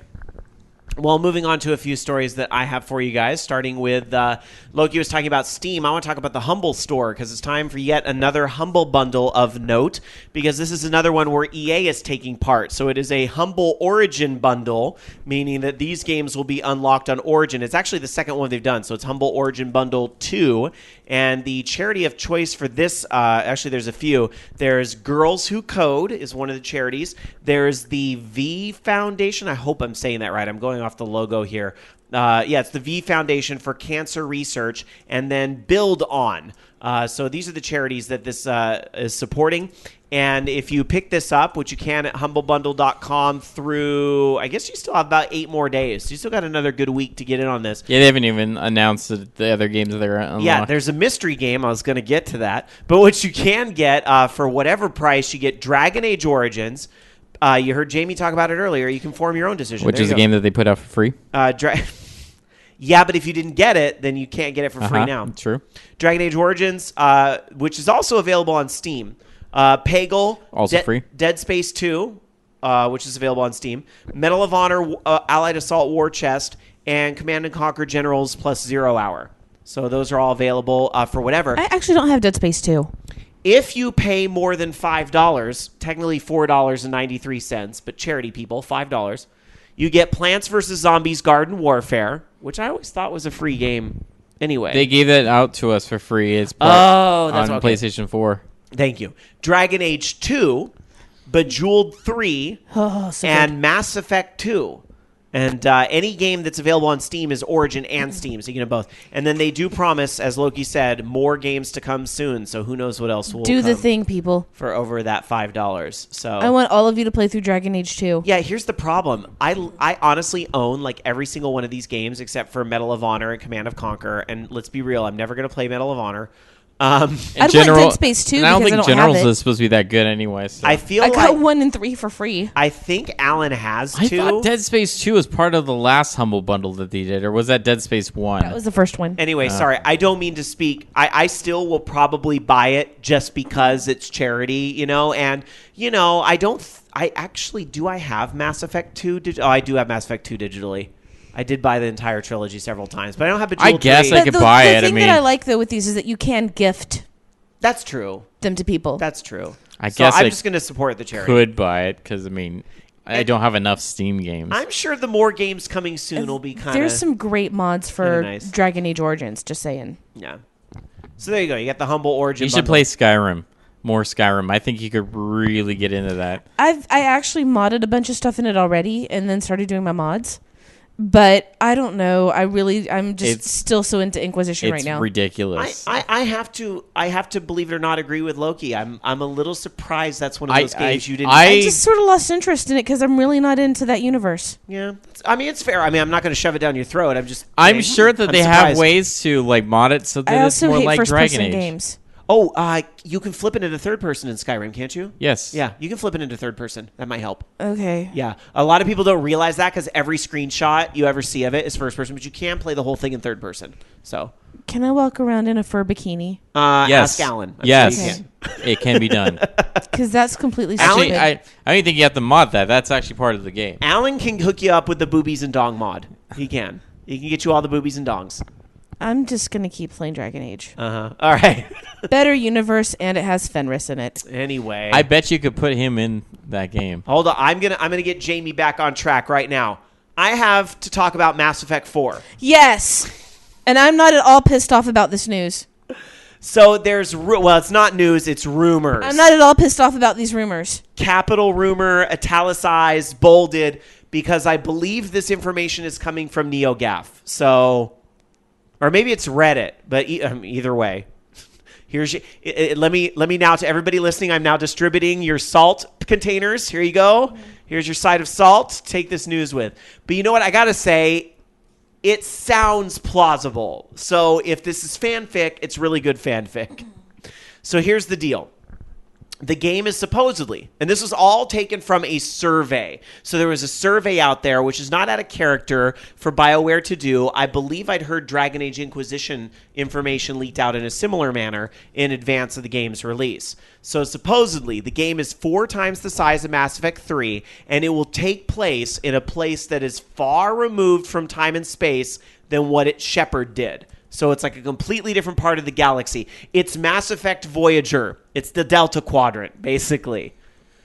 Except there's no Captain Janeway, unless you name your character Janeway, which I might do. You can name her Jane Way. There you go. And then whatever the last name is. Janeway Shepard, or whatever they end up calling her in Mass Effect 4. It's not going to be Shepard. Except I always play male Shep, because you know I'm going to get my man-on-man romance on. Sorry, Dark Sakura. But it's for a gay cause. So I could romance train her if I wanted to. You can. You can do whatever you like. That's the beauty And they of this finally game. have mods to remove the crappy fake underwear.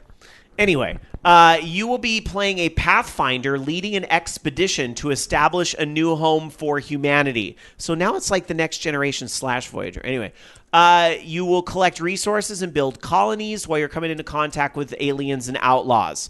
You're exploring, I guess, the Remnants, which is an unknown race, and I'm betting is the tie into the current trilogy, no matter what they say about the Far Removed.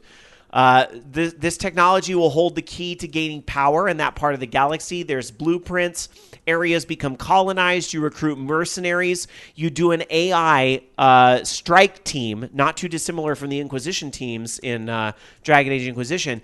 You can use them to do remote missions, and they actually play out in real time. And apparently, the strike teams also end up being part of the multiplayer feature of the game, is that you can join 3 friends and basically be a part of these strike teams, which is basically horde mode, which is very similar to what we saw in Mass Effect 3. So anyway, this all sounds certainly plausible, and I think a lot of people assuming that this will be very distant from the current Mass Effect trilogy, but there's going to be some thread. I'm sorry, there's going to be a thread that ties it together.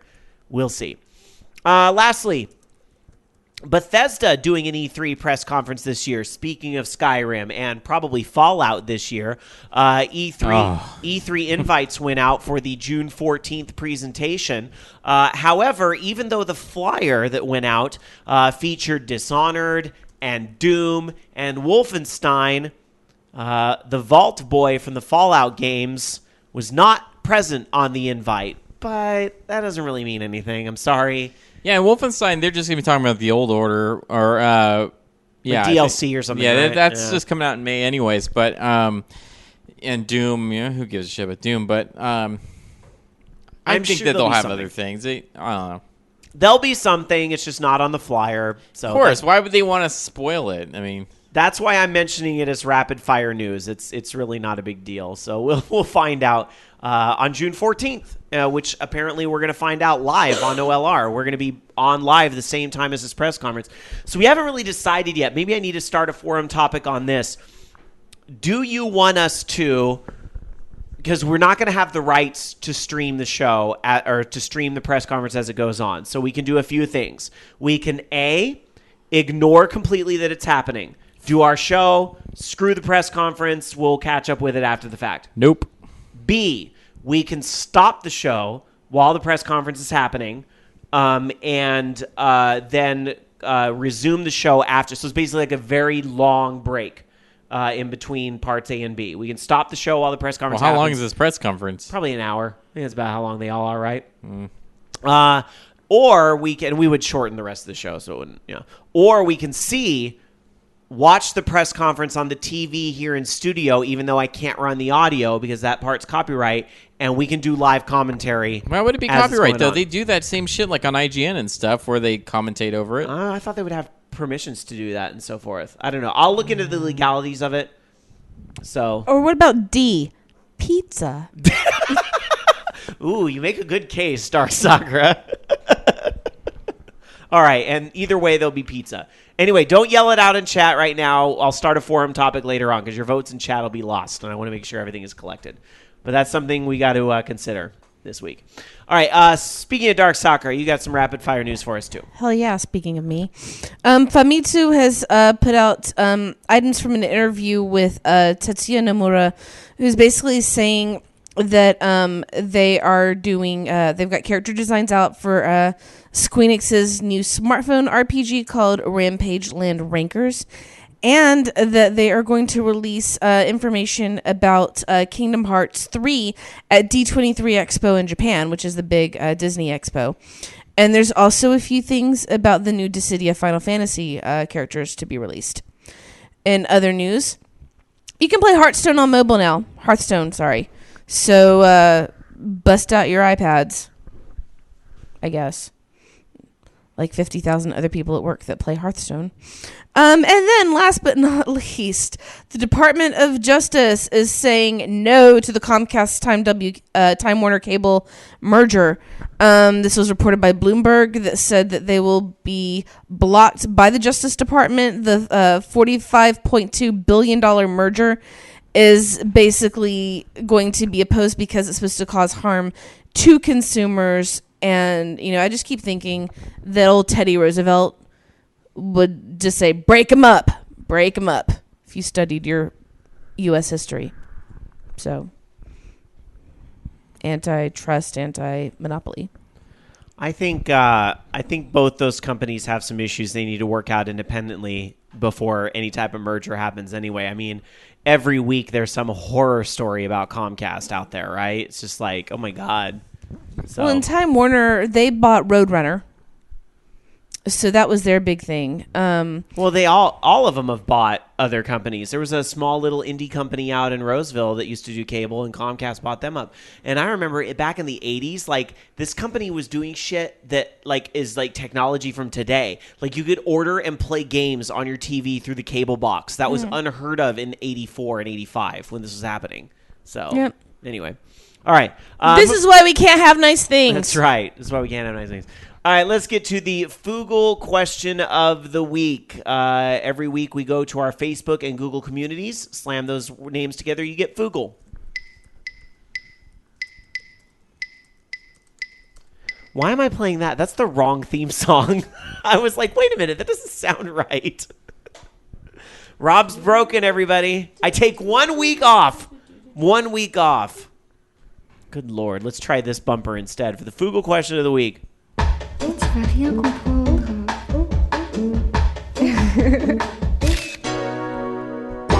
mean, let's be real. The songs don't sound that different. All right. This week, we asked about the new Guitar Hero. You know, our roots are in music gaming, so I'm sure a lot of our listeners have an opinion on Guitar Hero. It was confirmed that Guitar Hero is coming for a revival from the team that brought us DJ Hero. It's probably way too early to compare Guitar Hero and Rock Band. We'll know more after E3, but we certainly have an idea of the creative direction both games are going in. What do you think of Guitar Hero's new direction? Have you made a decision in your head if you're going to buy one, the other, or both? I'm totally buying one. It's called DJ Hero whenever that comes out. Shush. All right, Andy R. over on Facebook starts us off tonight saying, I was relieved when I saw that the DJ Hero team was doing the new Guitar Hero. I'm going to reserve judgment until the game is out, but given that they made the only good Star Hero game at Activision, I have more hope than when it was a rumor. Still more excited for Rock Band, though. Fifth Dream says, I just pre-ordered Guitar Hero Live a few seconds ago. I'm excited since this is my first time playing one of these games with the instrument controllers. Ragenator says, I probably won't get either, if only because I'm consoleless and both series are hardly known for PC releases. Even with that being said, I have very little faith in the Guitar Hero series because it's put out by Activision, and we all know that Activision is notorious for running series into the ground. They did it with Tony Hawk, they did it with Guitar Hero. The latter is the reason why the music genre kind of died, and both Guitar Hero and Rock Band took a few years off. Now, to be fair to Ragenator's comment, didn't they say the Guitar Hero would be playable, like they'd have a version that wouldn't even need a console? So yeah, they had said it. In fact, I don't know if they were supposed to be demonstrating it on stage or whatever, but they said they would use. They were going to have it on tablets and phones, and that it's basically the full version of the game. And I guess there's somehow that the instruments work with it. I don't know how that works. So PC seems like a logical possibility too, since it's coming to literally everything else. I guess. Yeah, so I wouldn't count the PC out on that one. Anyway, just to be fair, although the rest of the point still stands. Matt J says, I think innovation is good, but I think they may be trying to innovate in the wrong direction. Lack of full band is a serious step back, so they would have to do a lot to make this appealing to the drummer and singer crowd if that's their plan. I know many active people in the Rock Band community were sorely disappointed to hear about the new instrument, since it means that functionality, it won't function conventionally, if at all, in the new Rock Band. After all, it seems like 90+% of the Rock Band population prefers the Guitar Hero peripherals. That's right, I remember that, is that people preferred the controllers over there, but they like the game over here, and now that's not really going to be a thing this time. That's a good point. And then lastly on Facebook, Legend of Zaku says, quote, those who do not learn from history are doomed to repeat it. With that said, I'm hopeful Activision doesn't oversaturate the nearly dead rhythm game scene with bland annual releases. If anything, less is always more. Just look at Rock Band with plenty of time between releases. But I like how they're like, but hey, the controller works with any other games we put out for Guitar Hero on this platform. It's like, whatever. And to be fair, I love Rock Band, but they were starting to go down that slope too in the end.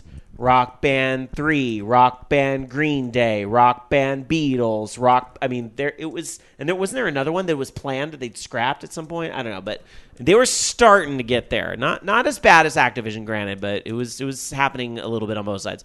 Anyway, as a result, they managed to endure the crash perpetrated by Activision's disasters like Band Hero and the infamous On the House Guitar Hero Van Halen.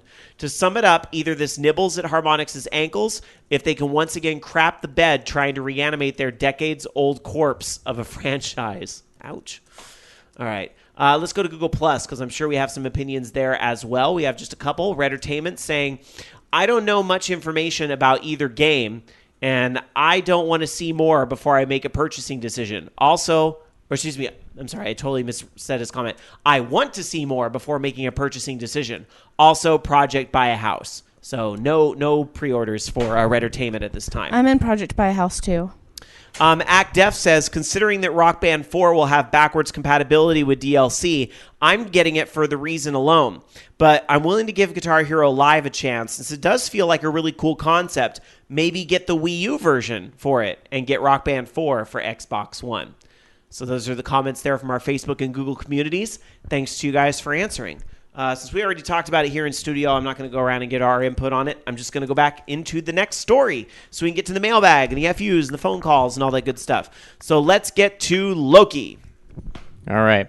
So this is kind of weird. I mean, you'd never really think of this from Sony, but Sony's wanting to definitely turn game properties into movies, and they've already started doing that with some of their own properties like Ratchet and Clank and other stuff like that. But now they're looking to expand beyond that and actually bring in some Nintendo properties such as Mario, Donkey Kong, Legend of Zelda, Pokemon, and Smash Brothers. And this is coming out of the leaked emails from the Sony Pictures hack. God, I want to say we talked about this with like Super Mario Brothers or something like that. Super Mario Brothers was talked about a couple months ago in a select email, but what I believe happened is that more emails came out to WikiLeaks this week, and I think that's where the rest of this is coming from.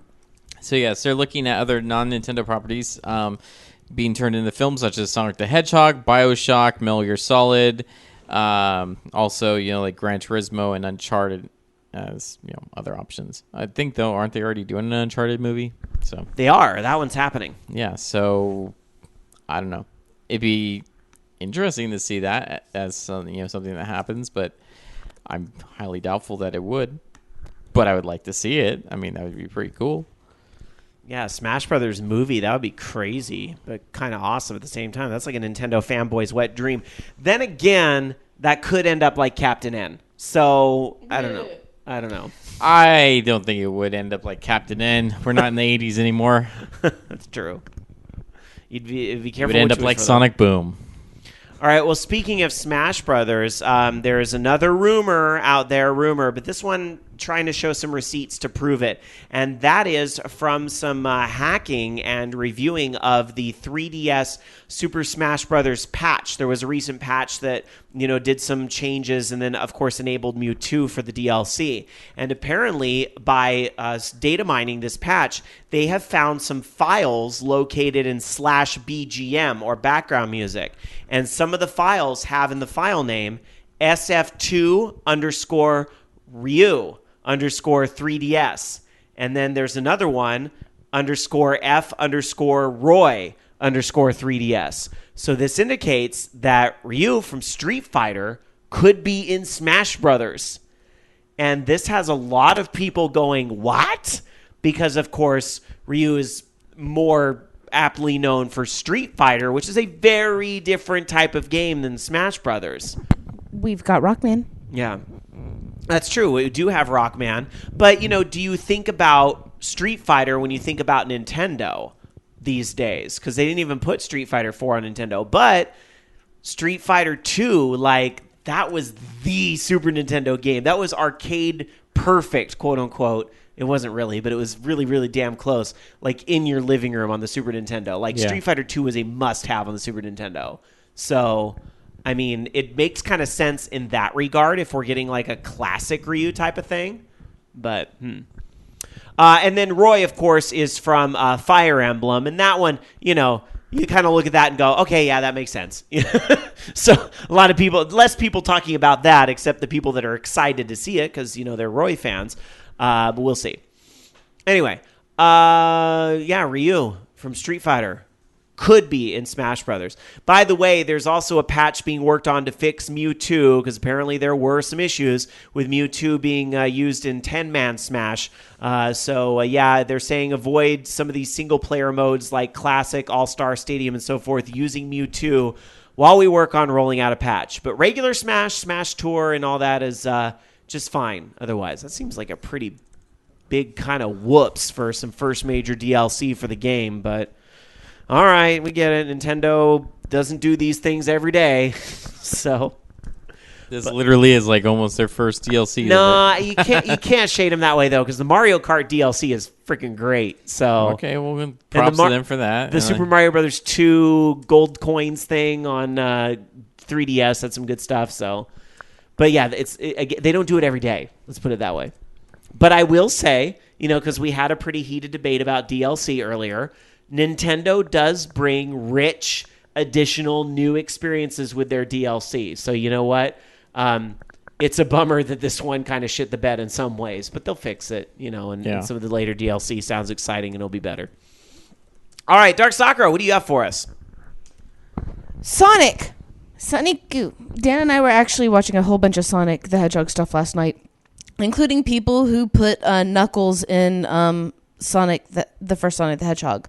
So next we are getting, officially though from Sega, we're getting 3D Classics, which is 3D Sonic the Hedgehog 2, 3D Streets of Rage 2, and 3D Gunstar Heroes. That makes me happy. Basically it doesn't really matter about anything else because Gunstar Heroes. But we also, though, did have a recent release that, of course, had Fantasy Zone 2 and Thunderblade, which are also 2 games on the Master System that use the FM sound chip, just saying. So, awesome stuff. Happiness. But Gunstar Heroes will be out in August, and that's the important one. You're like, there's all these Sega games. It's and treasure. I know. Treasure. And the 3D re-releases are pretty quality too. So because they have Fantasy Zone is. But that's Fantasy Zone 2, not Fantasy Zone. Oh, yes, that's true. But Fantasy Zone came out with the Sega Ages or the Sega 2500. Sega Ages 2500 releases that came out on PS2, and that was a really, really good remake of Fantasy Zone. Dark Tetsuya in chat over at live.vognetwork.com says, yeah, that was about my reaction when I heard Gunstar was coming to 3D Classics, as good as Sonic 2 and Streets of Rage 2 were. And Hitstun says, did 3D Streets of Rage 1 have multiplayer?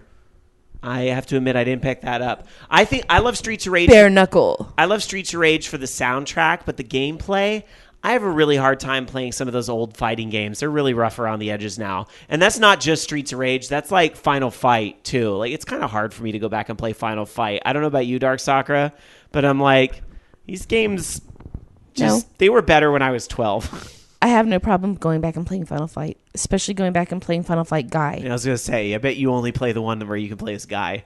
And Mighty Final Fight. Mighty Final Fight is adorable and fun. All right. And River City Ransom, because I say hurl. And barf. Barf. All right. Loki. All right. So Star Ocean 5 has been announced for PlayStation 4 and PlayStation 3.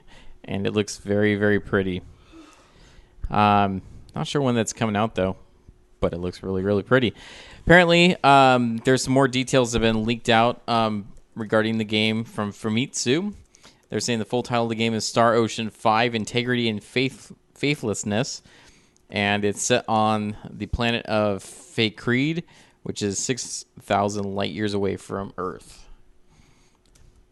And looks amazing. I know a lot of people are really excited about this. More to come at E3, maybe?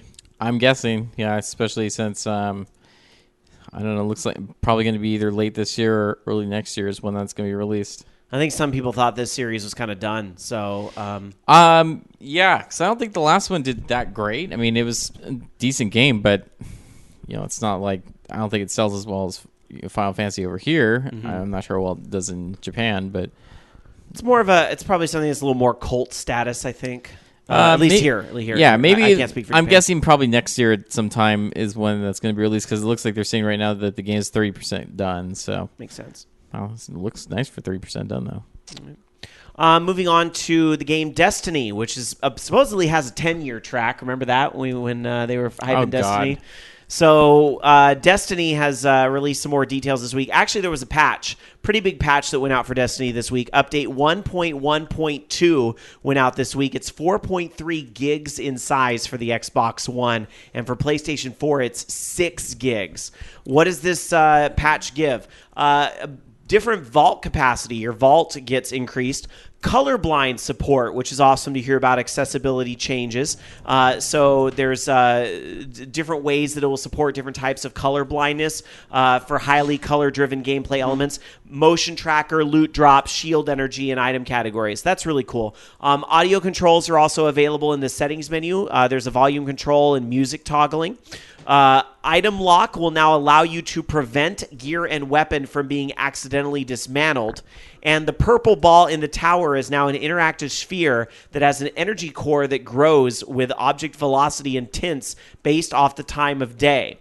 They also made some general changes to some ammo things when you're switching weapons. There's some perks that are in the game. Some generic world things like you can wear your helmets in a social space now. Quest loot baubles are easier to spot, so on and so on. So there's some other little changes there.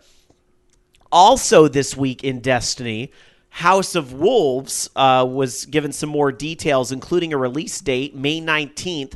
This is the second expansion. No raid in the new expansion, which is kind of surprising because that's been the big thing. Like Crota's End was in this last expansion.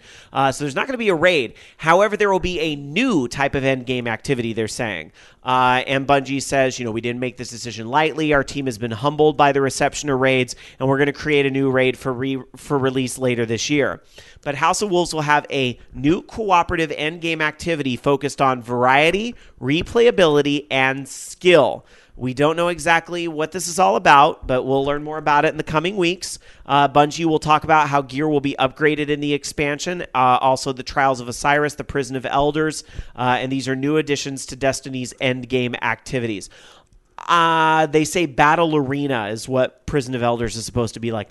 I wonder if they aren't going to take kind of a Diablo approach, maybe, where there's some type of randomized map that you can do, because that's kind of Diablo's endgame.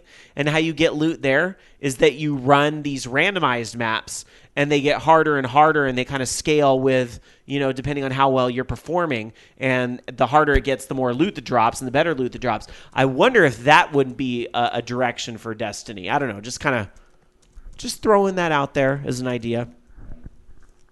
Dungeon Buster says, I hope House of Wolves fixes the crap upgrade system. That coming from live.vognetwork.com. I did plug in and check out Destiny, after I got the new TV, because I was like, I want to see what a pretty game looks like on the TV. So I was checking out Destiny a little bit. And yeah, I'm still just bothered by the fact that I'm so stuck where I'm at until I get the gear I need. It's all, your level is based off gear. And it's just so, I never got used to that. This is weird. But at least they upped the number of bounties you can hold at one time, so I feel like I can do more stuff at a time, and that's kind of nice. So I will say that. All right, so that's all I got on Destiny. So I think now's the time where we're going to go to the mailbag. Every week you guys send us emails to our mailbag, and you can reach us. Participate at orangeloungeradio.com is the place to send your emails. Again, that's participate at orangeloungeradio.com. Dark Soccer is going to put on her birthday hat and dive into the mailbag and pull out a piece of cake and a few emails tonight. This is a freaking long email. My God, people.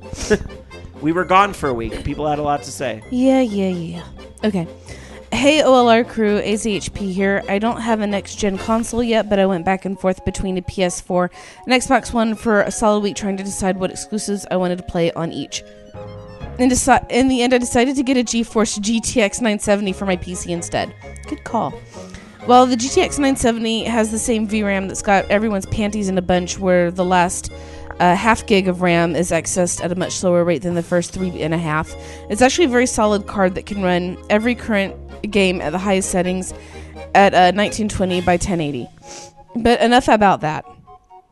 In order to test the card and put it through its paces, I got a few games for PC. Metal Gear Solid 5 Ground Zeroes, Middle-earth Shadow of Mordor, and Dead or Alive 5 Last Round. DOA 5 Last Round's PC version has been the source of a lot of controversy ever since the Koei Tecmo asked modders please don't mod the game. But what hasn't been getting a lot of press coverage is the fact that instead of porting the PS4, Xbox One versions of the game to PC, they actually ported the last gen version to PC. And that means that the particle effects and texture shaders are nowhere near as good looking as the PS4 version, which I was able to check out on my roommate's PS4 by downloading the free-to-play Core Fighters pack that sells extra fighters for $4 a piece. Additionally, Koei Tecmo announced that this version also does not have the current gen version Yawaraka or soft engine, which attempts to render breast movement as realistically as possible. Somewhat disappointed that I ended up with a glimpsed version of the game, I took to the internet to see what modders were doing. Let's get this out of the way. Obvious, yes, there were nude mods. But it turns out that people were also using custom shaders to make the PC version look leaps and bounds better than the originally shipped product. After applying a few tweaks, I decided to put my graphics card to the test and render the game in 4K in order to really see the difference between original and the versions the modding community were able to crank out 2 or 3 days after the game's release. Here are some comparison pictures I put together. Feel free to take a look at them and post links in chat. I'm going to post one of these links here in our chat room. Sorry to the folks that are listening to radio only, but you're just getting screenshots from the game that have been rendered here in this engine. I will say that... it looks night and day. Yeah, you definitely can see a difference between the two. Yeah. So anyway, and by the way, people, please don't message me while I'm reading email. Because I can't check it. As you can see in just a few days, using a freely available shader tool called SweetFX, the modding community was able to drastically improve the look of the game, making sweat water and dirt pop, making skin have a more lifelike texture, making the world in general less flat and more sharp. They could have easily been implemented as checkboxes or sliders within the game. As it is, the PC version has a standalone config app that must be run in order to change the resolution or anti-aliasing effect. It's really disappointing to me that not only did KT not do any work with the port, they didn't even announce that these features wouldn't be present until less than a week before the game was released, especially when they had a huge pre-order campaign where the more people who pre-ordered the PC version, the more free costumes each of the people who pre-ordered would receive when the game launched. Unfortunately, most mods can't bring actual engine changes, which means no soft boobs mode for PC version ever. I'm sorry, I have to jump in. Because I wasn't following this game as closely, but that blows my mind. They were having a pre-order campaign, but they were like purposely withholding some of these key details, which, to be fair, people were probably assuming the PC version was going to be of a certain caliber, and it just straight up wasn't. But this is why I rarely pre-order games. Rarely. Of course, it's a catch-22. If no one buys the game because the PC port was terrible, KT will use that as an excuse to never release on the PC again. If everyone buys it, they will just put as little work into the next releases as possible, just like this one in Dynasty Warriors 8. In the end, the consumer gets the shaft, and for my part, I would rather have the option to play on PC, where I can get it on sale more easily and mod it to look better anyway, than have no option at all. What do you guys think about shoddy PC ports? I think I remember Rob had a similar experience with Final Fantasy 13 as well. I did. Yours truly, and sorry for the lengthy email, AZHP. I did have a similar experience with Final Fantasy 13. When it first came out, the Steam release, or the PC release of the game, it was locked to 2 different modes. You couldn't even do the full... It was not good. But they patched it 2 months later with graphic options that, funny enough, again, like you said, the modding community was doing. People were using this very popular tool to be able to give the graphic options they want. And it was ridiculous that they weren't in the game in the first place. And I felt really stupid for having bought the game without really testing this stuff first. But you can bet your ass I was not buying 13.2, which they were promoting pre-orders and put out for sale 2 months later. You can bet I didn't buy that until which ultimately was gifted to me, I believe, by Dark Soccer during one of the sales, but until they actually said, they fixed it and they went through with some of these changes. So you're right, AJHP, it's a catch-22, but you have, especially when you're doing this pre-order campaign and everything, be in touch a little more with your community. Have some forums where you're talking to people, engage people on Twitter, answer questions, be upfront, don't be shady, because it's going to just have this effect. And I think sometimes that's where the role of a community manager is so important. And sadly, I think probably considered by some, not all developers, but some, to not be valuable. And this is an excellent case of here's what happens when you're totally out of touch with your community. Modder's going to mod, hacker's going to hack. And that guy can beg and plead, please don't mod our game all he wants. It's going to happen. And when something like this happens, it's kind of embarrassing. And I don't know who to blame for that. I don't like to blame devs. Usually these sorts of decisions are middle management, so maybe they just weren't given enough resources. But it's embarrassing for whoever's involved. Sorry, Jamie. It could also be that they want the PC version to be able to be played on as many different cards as possible. Give it a wider audience, but that's just playing devil's advocate. Yeah. Hello, LR. Wait, sorry. Quick chat comment on the email. William Murderface in chat says, and I always love that name, William Murderface says, the problem also is that PC gamers have been burned so much that many won't pre-order on principle. Can't say I blame you. Rob. What? You need to watch Metalocalypse. Why? Because that's what William Murderface comes from. Oh, is that what that's from? It's a character named William Murderface. I've never seen. If it's not RuPaul's Drag Race, I'm probably not watching it. Sorry. Now, come on, Mailbag. Hello, LR. Rob, I just wanted to take a moment to make a recommendation regarding something to play on your new 60-inch TV. Did you ever pick up PlayStation Move for the 15 minutes it was popular? If the answer is no, I see the bundles of multiple controllers with the camera are going on eBay for under $50. But why, you may ask? Because if I got a 60-inch TV, the first game I would want to play on it would be Dead Storm Pirates. Fucking love Dead Storm Pirates! Okay. For those who haven't been to a Dave & Buster's lately, and for the record, our Dead Storm Pirates is at John's Incredibly Mediocre Pizza. I always forget about that place. Dead Storm is a 2-player closed booth mounted gun game that is intense from start to finish. It's funny too. Some scenes out of the game are clearly made for big screen, like the high-speed minecart chase or going over the side of a waterfall. The PS3 version is arcade perfect in every way and is included as part of a Raising Storm collection, which can also be found on eBay for under $20. They called it Time Crisis Raising Storm for some reason, although the two games are unrelated. FYI, Raising Storm is another arcade perfect light gun style game. Now, if you're not into arcade gun games as much as I am, I can't guarantee that you'll want to play these games over and over again. But they also have scoring systems that are more complex than they first appear. PSN leaderboards for both single-player and two-player teams, and some trophies to unlock as well. The price of admission is lower than ever. If you're savvy, you can grab everything you need for $60 or less. Personally, I paid full price for all of it, and I would do it again. As a bonus, most of the PlayStation Move packages include Sports Champions, and that's actually quite a lot of fun. So yes, to anyone who has a big TV and a PS3, especially if you like arcade games, I would very much recommend Dead Storm Pirates, part of the Raising Storm collection. Keep the trigger pulled, Aaron YYR. Okay, I'll do this, but only if Jamie agrees to come over and play with me. I fucking love that game. Hell yeah, I'll come play it. All right. So I'll look into it. That's a really good suggestion. I remember the PlayStation Move was kind of like underrated. I bet a lot of that stuff's cheap on Amazon if you can find it. You can just borrow mine. Really? I have 2 Move controllers. Sweet. I'll bring them next week. Dan and I actually beat Dead Storm Pirates for our anniversary last year. So nice. It was pretty fun. But as far as light gun games, like how often do I play them anymore? Rarely, because honestly, a piece of me died when they stopped making Point Blank. That's what we need. Dark Soccer, that's what we need. We need a new Point Blank game. Why did those games go away? Is that a CRT TV? No, I don't think so. Balls. Why? Because that's the only thing a light gun will work on? Because I've still got all my light guns and the Point Blank collections for PS1 and PS2. The one in the little arcade cabinet isn't it? No, it's a computer Damn monitor. it. LCD monitor.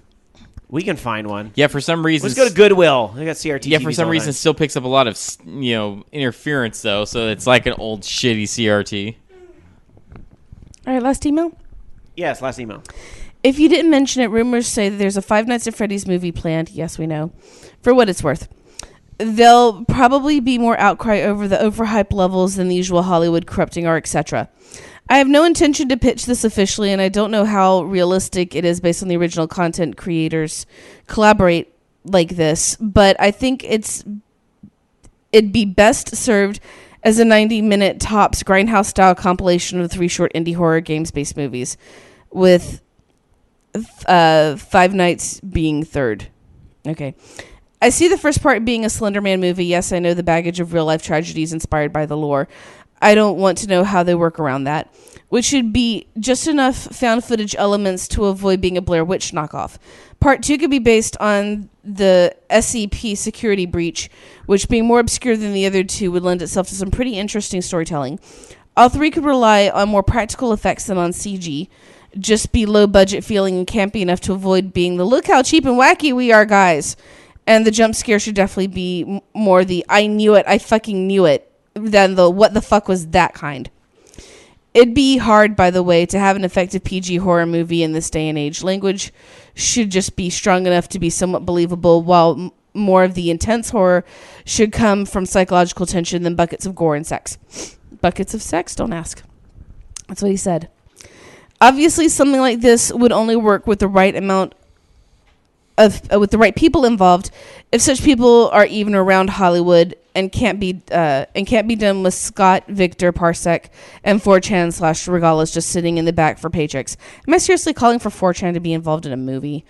But having some real measure of creative control in their worlds. In theory, who would you see as part of this insanely rambling pipe dream? Robert M.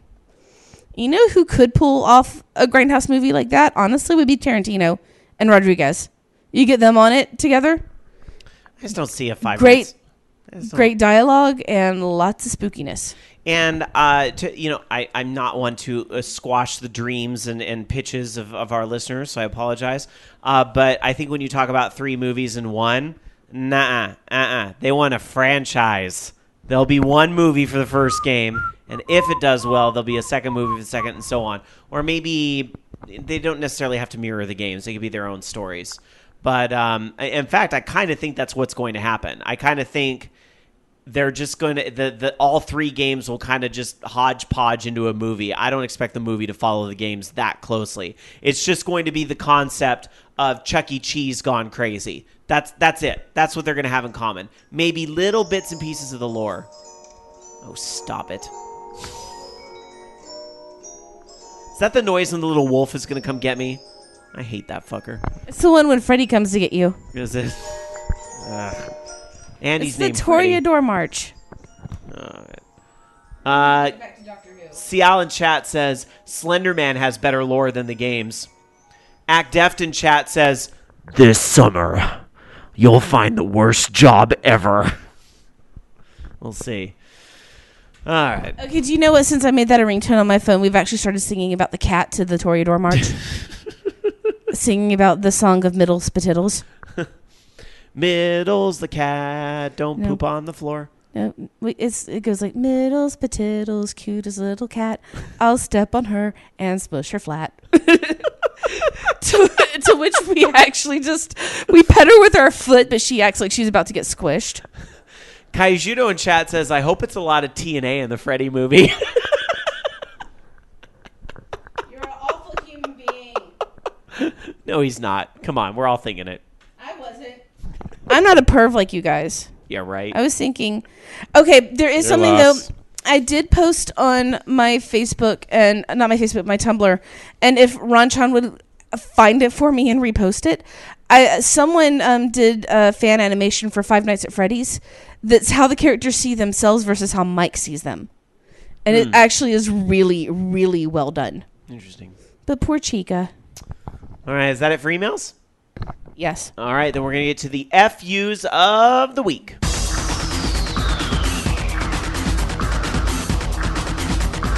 Oh, this is bad. Here is justice. Here is punishment. This is fucked up. Dark Sakura, your FUs. Getting older and cancer. Loki. I'm just F you being tired. And also my stomach being upset, sort of. My FU of the week goes to stress. So bad to the point that it hurts and makes me sick, which is some things I've been dealing with lately, but that's life, I guess.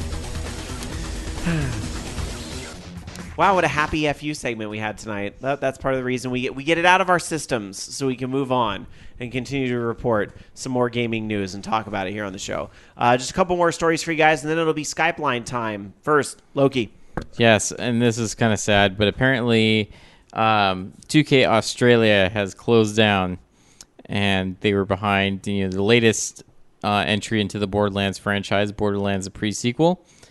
But yeah, that's kind of terrible. It's basically, they said, we can confirm that 2K responded back to the inquiry whether this is true or not, and says, we can confirm that we have taken steps to begin the studio closure process for 2K Australia in order to better manage the ongoing development costs while improving the working proximity of our creative teams. We're very grateful for the team's valuable contributions to numerous 2K projects, and we're working with the affected staff to explore reassignment opportunities where possible.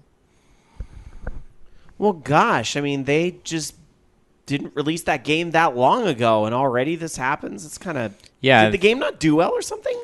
I mean, I think it did well, but so too. I mean, they worked on quite a few games, including all 3 BioShock games, the Bureau, XCOM Declassified, and then before that, Tribe's Vengeance, SWAT 4, and Freedom Force.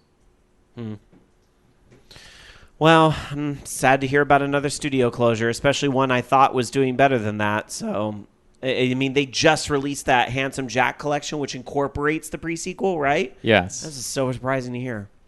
All right. Well, one more story for you guys. And this is something that was it's funny because this was in our intro to the show tonight, and it's the last story. But I saved it for last because it kind of dips into last week a little bit because that's when this started coming up. But this has been an ongoing debate for a week now. And this has to do with a little squabble going on right now between the EFF, or the Electronic Frontier Foundation, and the ESA, which is the organization that represents a lot of video game publishers in the U.S. The EFF wants players to be able to have abandoned games be placed back online, asking that the U.S. Copyright Office grant an exemption from the Digital Millennium Copyright Act, meaning that if a game is no longer supported by the publisher, players could legally modify the code of the game in the hope of reconnecting these titles to new third-party servers, including things like Battlefield 1942, the original Star Wars Battlefront, Resistance, Mario Kart Wii, which relied on the GameSpy servers, right? So, someday Activision could pull the plug on Destiny, and this means that it would pretty much disappear. So what's going to kind of protect us from a game like that? I look forward to third-party Final Fantasy 11 servers someday. Yeah, it doesn't even matter if you bought the disc with a game like Destiny, because you always have to be online pretty much to play it, right? So, anyhow, quote from the EFF: "This exemption would serve player communities that wish to continue using their purchased games, as well as archivists, historians, and other academic researchers who preserve and study video games and are currently inhibited by legal uncertainty." And I think of things like archive.org, posted a whole lot of old games on there just for, preservation's sake. And I'm sure, some companies don't want that to happen. So the ESA says they're opposed. They say that modifying the game code is, quote, hacking, and it encourages piracy. In order to make some of these games work on systems like the 360 or Wii, users would have to jailbreak the consoles. Quote from the ESA: "Granting the proposed exemption would enable and encourage the play of pirated games and the unlawful reproduction and distribution of infringing content." Now, ultimately, it's going to be up to the U.S. Copyright Office to rule on this. I mean, the EFF and the ESA can argue all they want, but the U.S. Copyright Office will examine exemption requests every 3 years. The EFF has written a response to the ESA's arguments, which you can read more at EFF.org, saying that the gaming industry was built on tinkering and hobbyist hacking. Games abandoned by their producers are one area where Section 1201 is seriously interfering with important lawful activities, like continuing to play the games you already own. So, pretty intense debate going on there. Trying to look at both sides of it. I mean, I totally see that if a game is stopped being supported by the publishers, they pull it offline, they end the server support, it's done. Why can't people continue to get the value out of the game? I'm not understanding the point where they're saying that, it will encourage people playing pirated games if we're talking about multiplayer servers here. Right? Well, but then let's look at a game like Mario Kart Wii.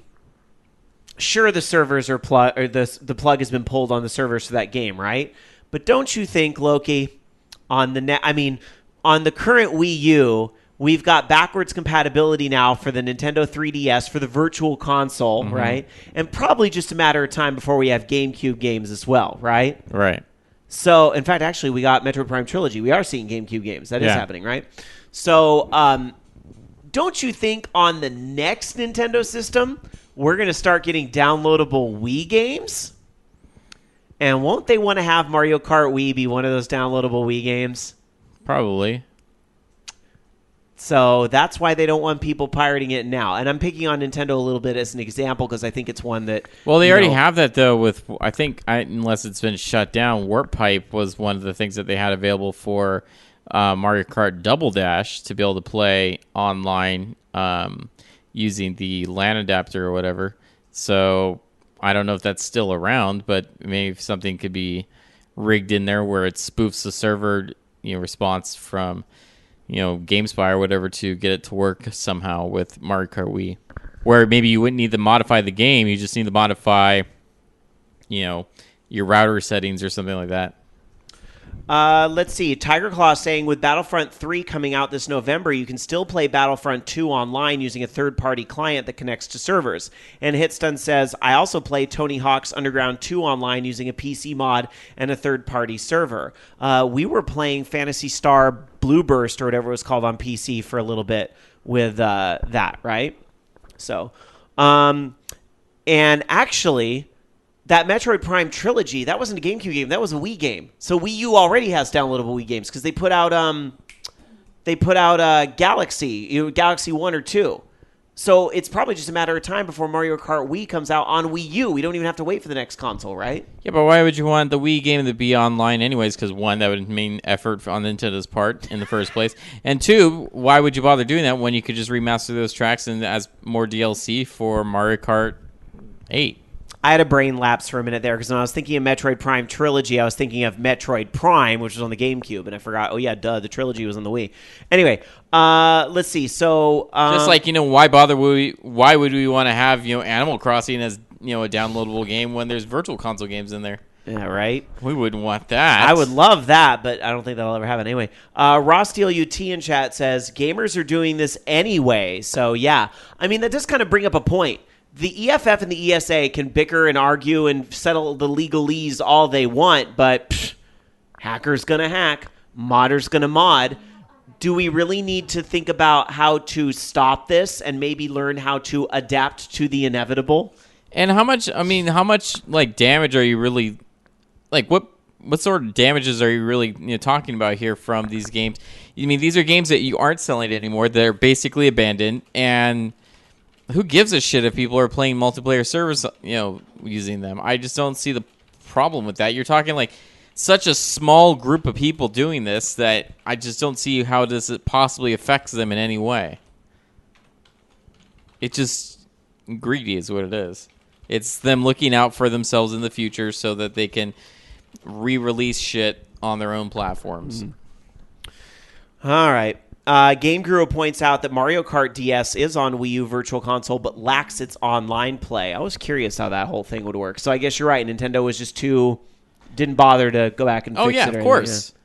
Fuck that. Why would we put the effort in? I didn't mean to make this all about Nintendo, but it's just who came to mind on who sells their back catalog for a profit.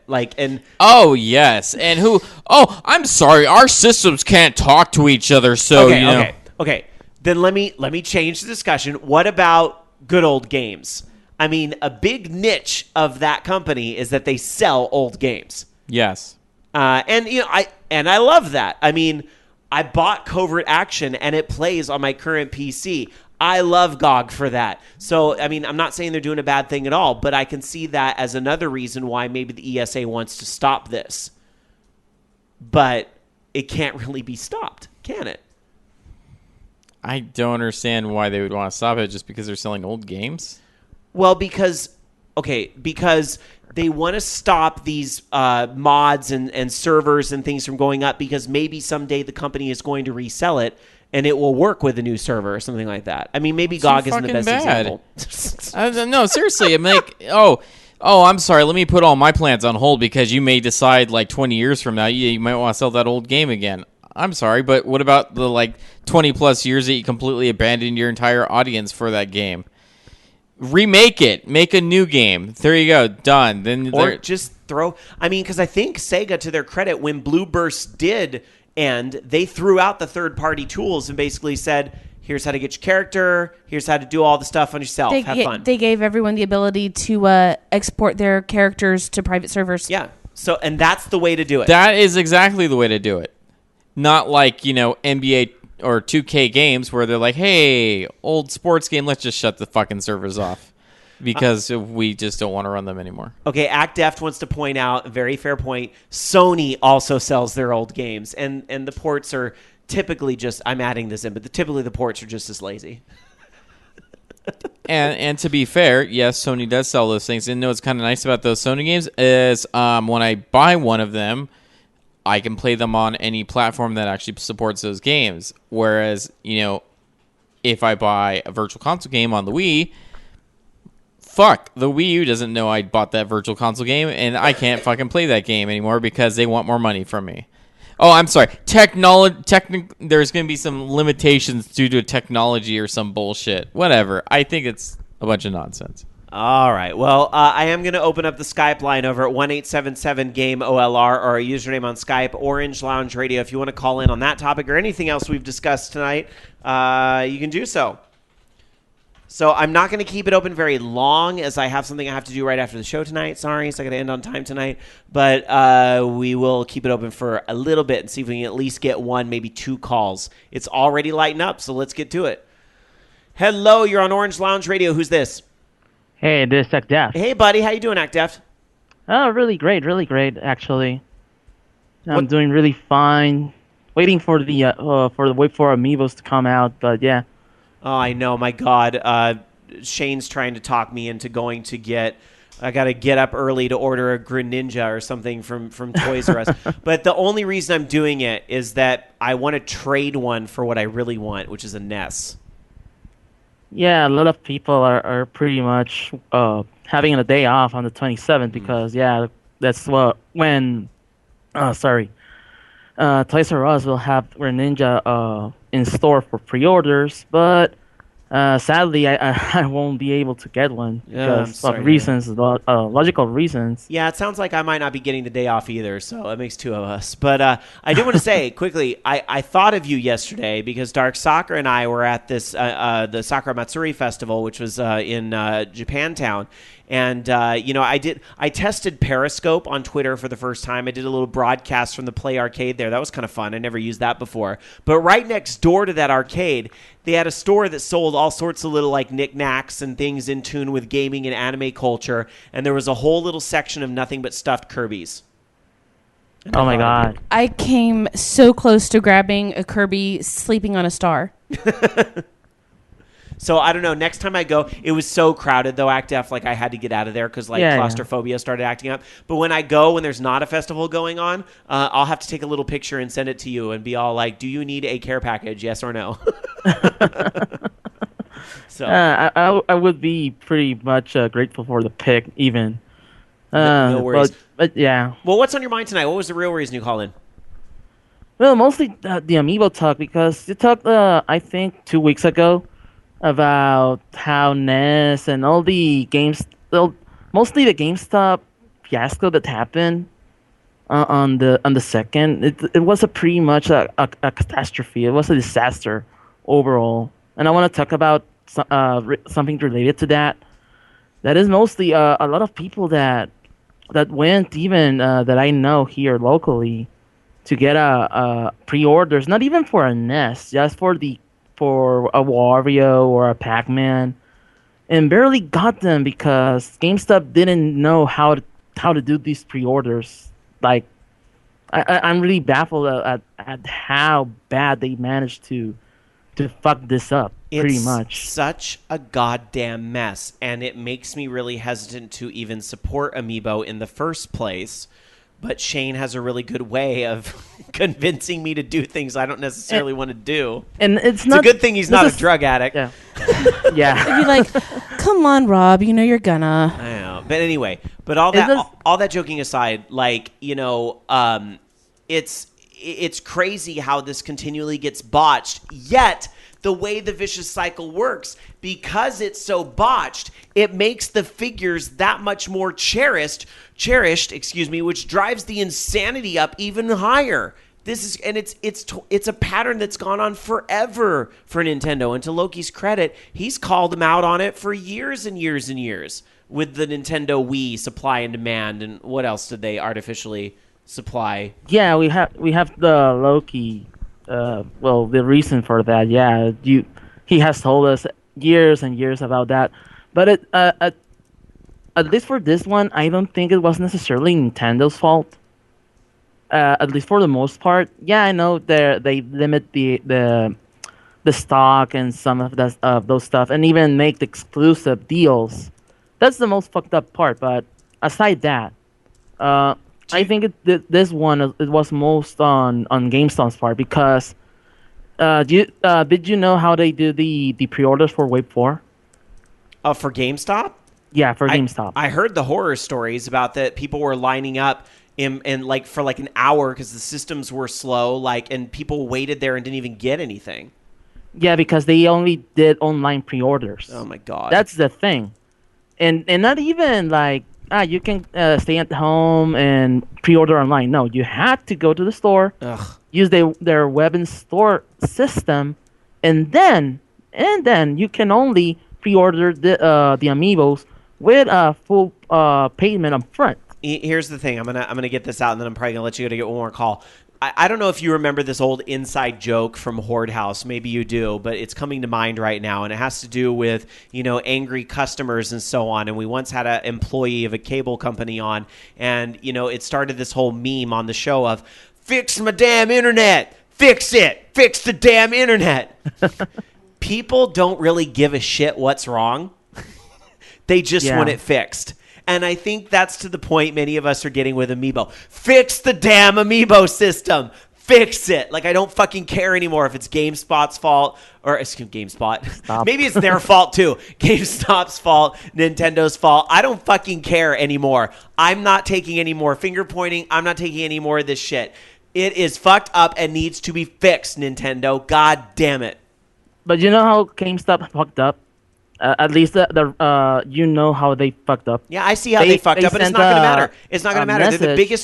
They're the biggest retailer, and the minute they threaten, or the minute Nintendo threatens to not give them exclusive Amiibo anymore, they're going to be like, well, Wii U supply and demand is really low, so I think we're gonna eliminate that shelf space in our store, or reduce it, because that's the way it works, and it's fucked up. No, but you know how GameStop fucked up this? They sent out an apology to all their employees.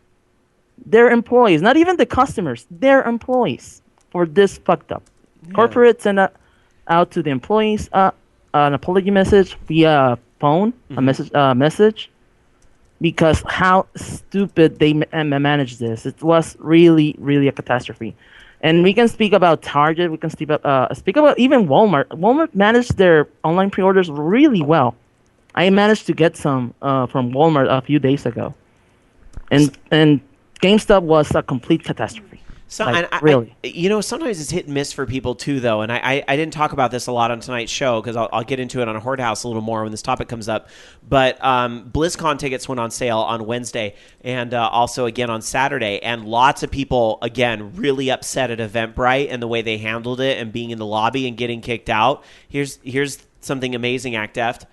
I didn't even get a waiting room. I clicked 2 tickets, add to cart, got right to the checkout page, filled it out, click accept, done. It ran flawlessly and seamlessly for me. And I'm not trying to rub it in or be a dick, because I wrote a tweet right after it. I put wow, that was effortless and easy. Thanks so much, Eventbrite and BlizzCon. Good job. And people are yelling at me going well, it must be nice to be you. And I was like, oh shit, I didn't realize. I was like, sorry. I just assumed everybody was going to have it as easy as I did.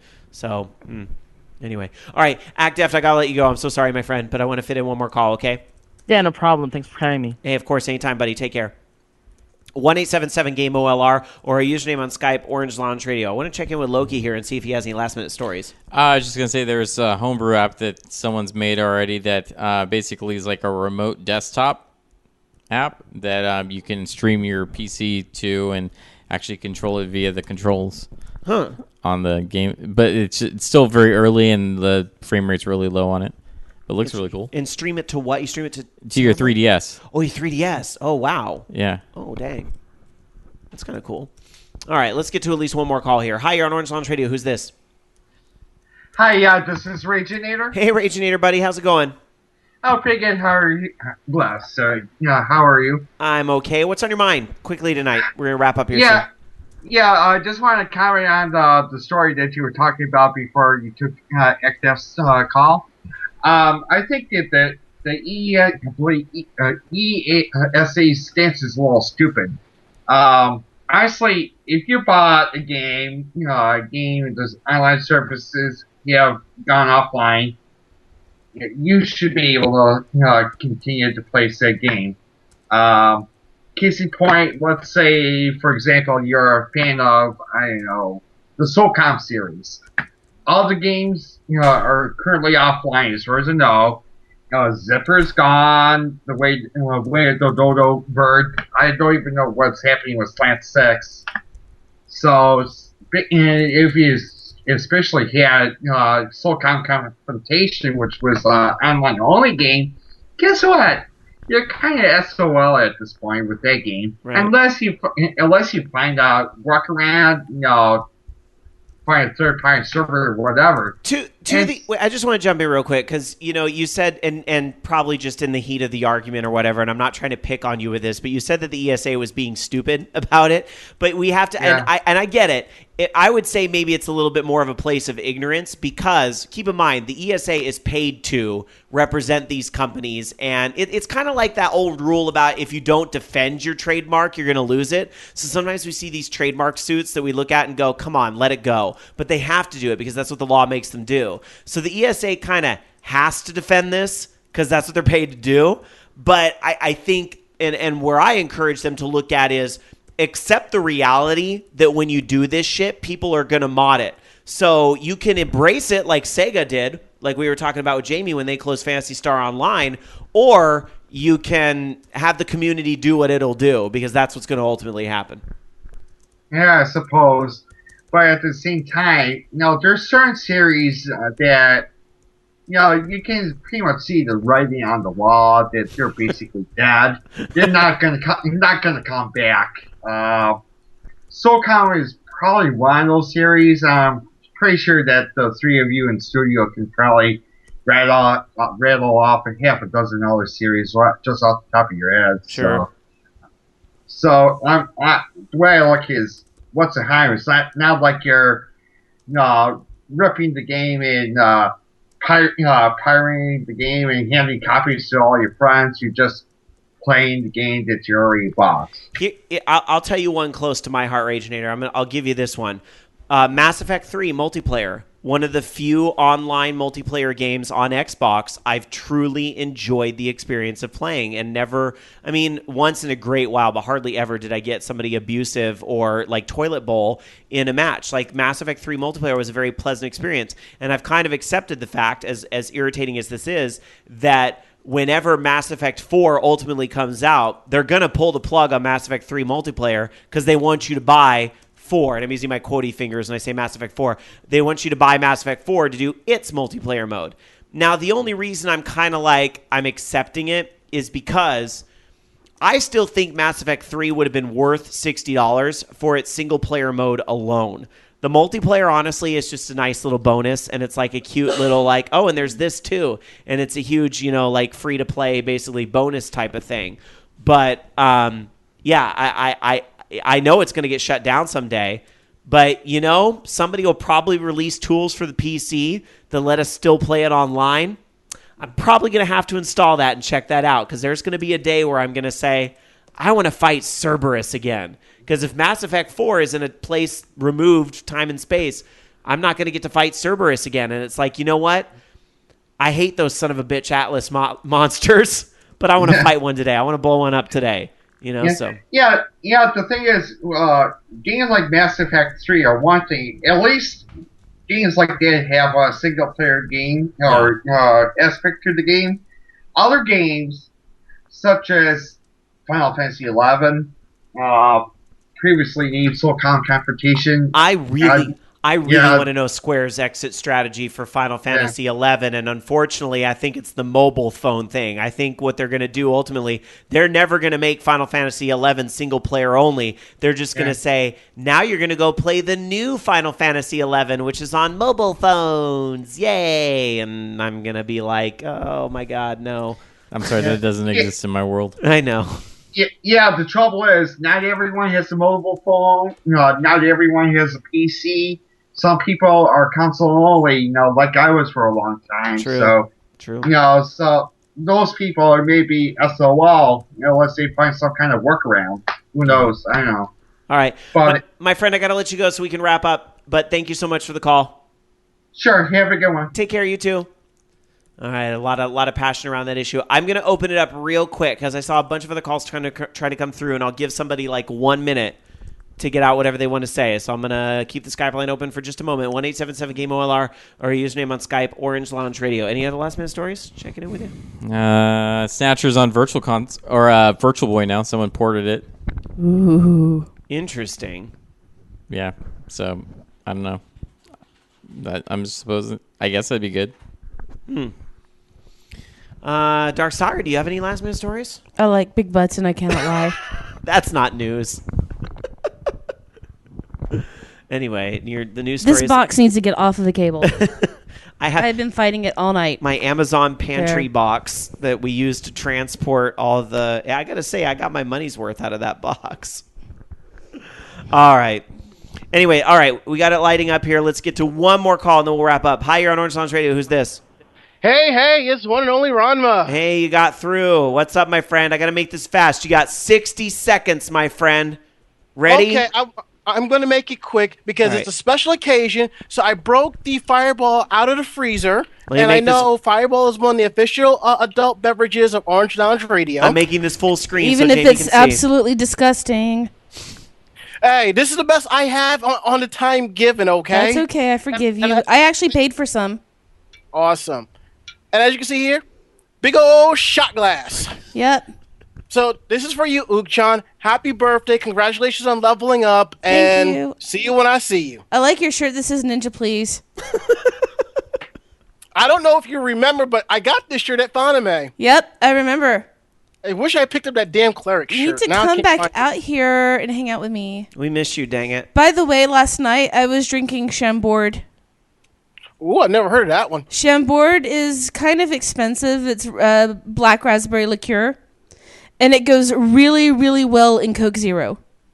I'll have to keep that in mind because every alcoholic beverage you've recommended to me, I've enjoyed. So it's very sweet. If you're going to drink it by itself, actually cut it with some ginger ale to add some tart to it. The woman has some great taste for booze, I got to say. If it's not SoCo, vodka, rum, or whiskey, those are the only ones I do straight. Everything else, I mix. All right. My friend, 60 seconds is up. I got to let you go. But thank you for sharing your birthday shot with us. Thank you. Hearts. Heart. Y'all stay fabulous and awesome. All right, we'll do. Bye. That was so sweet. I love watching people drink.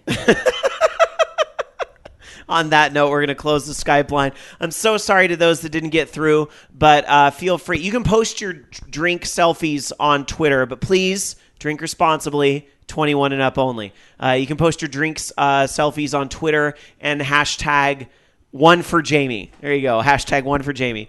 There you go. That's going to do it for the Skype line tonight, and that's about going to wrap it up for another episode of Orange Lounge Radio. There was no more last minute stories, right? Just want to make sure we get our say in there. I'm so sorry to those that didn't get through, but if for whatever reason you didn't get through and you have something to say still, please consider emailing us, participate at orangeloungeradio.com, or continue the discussion on our forums and let other people chime in too. Forums.vognetwork.com. Have I had a shot? I can't even talk tonight. What the hell? All right, anyway, it's definitely time to wrap up the show. ActDeft is letting us know you can be 18 if you live in Mexico. All right, whatever the age in your neck of the woods. It's 19 in Canada, right? Whatever the age in your neck of the woods.